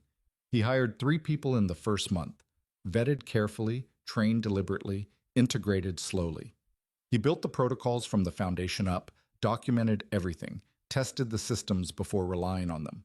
It was the same approach he'd used in the Navy, adapted for a different environment but rooted in the same principle. You build the structure before you need it, because the moment you need it is too late to start building. The board, reconfigured after Voss's departure and Chu's diminishment, had voted unanimously to approve the security budget in early January. Patricia Drummond, who had abstained from the worst of the governance inquiry and had been watching since, came to Mason's office, a small one on the building's third floor, functional rather than impressive, on his second week, and sat down without being asked. "I want to apologize," she said, "for my role in what happened last fall." Mason looked at her. She was 61, a former corporate attorney, and she had the manner of someone who chooses words the way a surgeon chooses instruments. This sentence had been chosen deliberately. "I wasn't one of the architects of it," she said, "but I didn't stop it when I could have. That's a distinction without much moral difference." "Why are you telling me?" he asked. "Because I'd like to start over," she said, "and starting over requires acknowledging what you're starting over from." He studied her for a moment. "Okay," he said. "That's it?" "You said what you needed to say. I heard it." He paused. "Now we work." She looked at him for a moment with something that might have been relief, or might have been the recalibration of someone who expected a harder response and is adjusting to the reality of a simpler one. "Yes," she said. "We work." She left. Mason went back to the security protocol document he'd been reviewing. He had learned over the years that forgiveness is not a door that opens once and stays open. It's a practice, a daily decision, a choice you make in the ordinary moments rather than the dramatic ones. The dramatic moments get the credit, but it's the ordinary ones, the willingness to sit across a table from someone and move forward, the willingness to stop carrying what isn't useful to carry anymore, that actually constitute the thing. He'd had to learn this slowly, the way most things worth knowing are learned. Through the loss of his father before he'd made his peace with him. Through the loss of Elena, who had been his partner for 2 years, and Caleb's mother, and a person he'd loved imperfectly, and who had died of something fast and cruel and random, the kind of thing that does not allow for narrative justice. Through the years of carrying the weight of that mission, the one that had ended his career, the one where he'd made the right call and paid for it with everything, without having anyone to put it down in front of. He'd been carrying things alone for so long that the unfamiliar weight of not carrying them alone required its own adjustment. The evening that changed the shape of things finally, not dramatically, not with music, but in the quiet way that real changes tend to happen, was in late February. The children were asleep. It happened at the Ashcroft house, which had become the more natural gathering point over the months, partly for practical reasons, and partly because it was larger, and partly because Sophie's unruly back garden had become a place all 4 of them used in different ways. Mason and Amelia were in the kitchen. He'd cooked. He cooked when he was there in the evenings, not because it was assigned, but because it was something he did, and she didn't. And practical divisions of labor are a form of intimacy that doesn't get enough credit.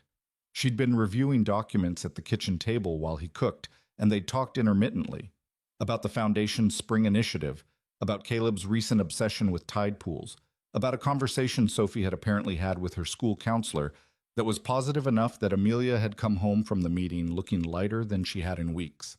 The dinner was cleared. The kitchen was quiet. Outside, the city was doing its late winter thing, cold without being brutal, the particular stillness of a February night when most people have gone inside. Amelia poured 2 glasses of wine and set one in front of Mason and kept one for herself and leaned against the counter across from him. And for a while neither of them said anything, because they'd gotten comfortable enough with each other's silence that they no longer felt compelled to fill it. Then she said, "I keep waiting for it to feel complicated." He looked at her. "What?" "This." She gestured slightly. "At the kitchen, the house, the general arrangement of things. All of it. I keep waiting for the part where it gets too hard or too strange or where I realize I've miscalculated something. Because that's usually what happens. That's been my experience." She turned her wine glass slowly. "But it's not happening." "Maybe you calculated correctly this time," he said. "I didn't calculate," she said. "That's the thing. I didn't strategize this. I didn't manage it into existence." She looked at him. "I just let it happen, which is not something I'm good at." "You're better at it than you think," he said. She looked at him for a long moment. The particular look, direct, undefended, the one she reserved for things she'd decided to be honest about. "I want to stop living separate lives," she said. I've been thinking about how to say that in a way that doesn't sound like I'm pushing, and I can't find one, so I'm just saying it. She paused. Not tomorrow. Not immediately. I'm not asking for a decision tonight. I'm asking you to know that it's where I'm pointing. He held her gaze. I know, he said. I've known for a while. You didn't say anything. Neither did you, until now. She looked at him with the expression of someone who has been outmaneuvered by a very patient person and cannot entirely object to it. So? She said. So, he said. Is that a yes? He thought about yes, about what it meant. Not the word, but the weight behind it. The yes to this kitchen and this house and these two children asleep down the hall. The yes to the complicated, imperfect, ongoing work of building something with another person who is also complicated and imperfect, and who has her own history and her own marks and her own ways of being that would require continuous learning. The yes to being seen, which was not the same as being known from a distance, which was harder and more necessary. He thought about a ballroom and a child who crossed it on certainty alone. He thought about garlic in winter soil. He thought about a watch with an engraving on the back. Still here, still counting. Yes, he said. Amelia let out a breath, slow and real, the kind that carries something with it. She didn't move toward him dramatically. She pushed off the counter and closed the distance between them and put her arms around him the way people do when they've been waiting a long time to do something simple and are finally doing it, which is the best kind of doing something. Not the first time, but the right time, which are not always the same moment, and this one happened to be both. He put his arms around her and they stood in the kitchen in the late winter quiet and did not say anything for a while because some things don't need language and in fact are diminished by it. In the morning, Sophie came downstairs before anyone else and found Mason making coffee and did not register any surprise whatsoever, which told him she had understood the direction of things before any adult had said a word, because Sophie always did. She climbed onto the kitchen stool and put her chin in her hands and watched him for a moment. Are you staying? She asked. Matter of fact. We're working on it, he said. She nodded. Good. She looked at the coffee maker. Can I have hot chocolate? Yes. The real kind, not the powder. I know the kind you like, he said. She smiled. The lopsided one, the unguarded one, the real one, that came before she could decide whether to offer it. I know, she said. Caleb was told on a Sunday afternoon sitting at the kitchen table in Mason's apartment because Mason believed that his son deserved the information in his own space, where he had the most ground under his feet. Mason explained it carefully, not with excessive gravity, not minimizing it either. The plan, the direction of things, what it would mean in practical terms, and what it wouldn't change. Caleb listened. He had his chin in his hand in the way he did when he was actually processing rather than waiting to respond. When Mason finished, Caleb was quiet for a moment. So we'd all be in the same house, he said. Eventually, yes. We're taking it step by step. Sophie and me would be like, for real siblings. Yes. Caleb considered this. He looked at the table, at some invisible point where he appeared to be working through the implications. He was 7, and 7 is old enough to understand that change has dimensions, that some things you gain and some things you change the shape of, and that both of these can be true at the same time. She still argues wrong about octopuses, he said. Probably always will, Mason said. I can live with that. He looked up. Is this what you want, Dad? Like, actually? Mason looked at his son. The question, the specific quality of it, the way it centered Mason's want rather than the practical logic of the situation, was one of the clearest things Caleb had ever said, and he'd said a lot of clear things. Yes, Mason said. This is actually what I want. Caleb nodded, slowly, with the weight of a decision being made. Okay then, he said. Okay. There is a thing that happens when you have been alone in a particular way for long enough, where you stop noticing the shape of the absence. It becomes the furniture of your life. You arrange everything around it without thinking about it, the way you arrange furniture around a weight-bearing wall, building your whole interior around the fact of the gap. Mason had done this.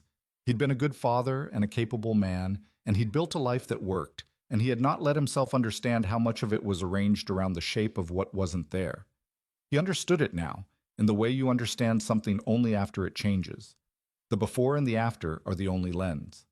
The four of them settled into a life that was not seamless, because lives aren't, and families aren't, and anyone who tells you otherwise has not lived in one. Sophie had bad weeks, carried sometimes by the accumulated weight of the years she'd spent being patient and perfect and undemanding, and those weeks required a particular kind of steadiness from the adults around her. Caleb had nights where the Elena-shaped absence in him made itself known in ways he couldn't articulate and didn't need to. And Mason sat on the edge of his bed those nights and did not try to explain or resolve it, just stayed. Amelia and Mason disagreed, sometimes sharply, about things that ranged from foundation decisions to the question of bedtimes to the larger, wordless territories of two people learning to share space and priority and emotional real estate. They were not always graceful about it. There were evenings where one of them said something in a tone that the other one filed and returned to later, when the filing felt less useful. There were mornings after those evenings that required the particular effort of people who have chosen each other across a distance and are committed to keeping choosing. But they did it. They showed up and did it, imperfectly and persistently, which is the only way it actually works. The security division of the Ashcroft Foundation became, over the following year, something Mason was genuinely proud of. Not in the way of someone who needs recognition, but in the quiet, internal way of someone who has done a thing correctly and knows it. He built a team that was competent and trained and trusted each other, which was the hardest and most important part. He built systems that were tested before they were needed. He built, slowly, an organization that could protect itself, which was the only kind that actually could. Amelia restructured her schedule in ways that were visible and irreversible. She left meetings. She answered Sophie's calls. She ate dinner at the table more nights than not, even when the foundation was in a complicated phase, even when the email count was climbing, even when the professional version of her life was pulling in its familiar, urgent direction. She did not always succeed, but she tried in ways she hadn't tried before, and trying differently is its own kind of courage. Sophie grew. Turned 9, then 10. Her braid stayed perpetually coming undone, a fact she eventually decided to stop fighting, wearing her hair loose instead with the equanimity of someone who has identified where their energy is better spent. She was at 10, already the person she was always going to be in outline. Perceptive, precise, generous in specific and deliberate ways, stubborn in ways she'd inherited from both parents simultaneously, and wore without apparent irony. She called Mason Dad without ceremony, because that was what he was. And she called Caleb her brother because that was what he was. And she had the quality of someone who decided things and then lived in the decision without looking back. Caleb, at 9, published, through his school's science blog, which was a modest platform that nonetheless thrilled him, a 2,000-word piece on cuttlefish cognition that Sophie had read 3 times and annotated in pencil in the margins, which was the highest compliment in her vocabulary. He kept naming stray cats in every neighborhood they visited. He carried Dr. Fluff's paw print in a frame that had migrated from the apartment refrigerator to the room in the new house, where it occupied the place of honor it had always deserved. The evening Amelia had described in February, the stopping of separate lives, happened gradually, the way all real things happen, assembled piece by piece in the ordinary moments rather than inaugurated in one. There was a night in spring when Mason came home after a late foundation meeting and the house was quiet, and he walked through it in the dark the way you walk through a house that is yours, not being careful, not a guest, just moving through familiar space. And he stopped in the hallway and stood there for a moment and understood, without needing to mark it or say it out loud, that this was home. Not the building. The building was fine. The building had the orange rain boots by the door, and Caleb's drawings on the hallway wall, and the tomato plant in the back garden, making its annual territorial claim on the corner, and all of that was real and mattered. But home was the people inside it, asleep, trusting the house to hold them, and trusting him to be part of what held it. He stood in the hallway in the dark for a while. He thought about the night in the service corridor, the buzzing fluorescent light, a number, 8, that had rearranged his understanding of his own life. He thought about pushing a mop bucket along a marble floor and watching a girl in a navy dress go still, and the specific, enormous clarity of a child who trusts what she knows before the adults around her have finished deciding whether it's true. He thought about what it means to protect something, not in the military sense, the tactical sense, the sensor and response sense, but in the deeper, slower sense. To show up every day for a life that depends on you showing up. To be the person who stays, not dramatically, not heroically, just stubbornly, day after day, because the people you love need a person who stays. That, in the end, was the thing. Not the Navy record, or the ballroom, or the security footage that had made him briefly famous, and then faded, as these things do, into the background of a world with a very short memory. Not the title, or the salary, or the board's eventual grudging respect. The thing was this hallway, these sleeping people, this ordinary, irreplaceable, hard-won night. He went to bed. In the morning, Caleb would come downstairs with new information about a species Mason hadn't heard of. Sophie would arrive at the breakfast table with a book already open and an argument already formed about something. Amelia would have her phone in her hand and then put it face down on the counter because she was working on that. She was genuinely working on it. There would be spilled orange juice, and someone would forget their lunch, and the morning would run late, and someone would have to drive faster than was strictly recommended. It would be imperfect and real and entirely, completely his. That was enough. That had always been the thing he was working toward, even when he didn't know it. Not the extraordinary moments, but the right to have ordinary ones. The tomato plant in the back garden came up again in spring, the same as always, claiming its corner with the cheerful persistence of something that has simply decided to keep growing. Sophie found it one morning and announced it with the satisfaction of a person greeting an old friend. Caleb took notes. Mason drank his coffee on the back steps and watched the two of them crouch over the plant in the early light, heads bent together, already arguing about something. Amelia came out behind him and leaned against the doorframe with her own coffee and looked at the children. "Still here," she said. He looked at her. "Still counting," he said. She bumped her shoulder against his lightly, the way people do when words are adjacent to the thing, but the body says it more accurately, and they stood there in the early spring morning while the children argued about tomatoes, and the city woke up around them, and the day began.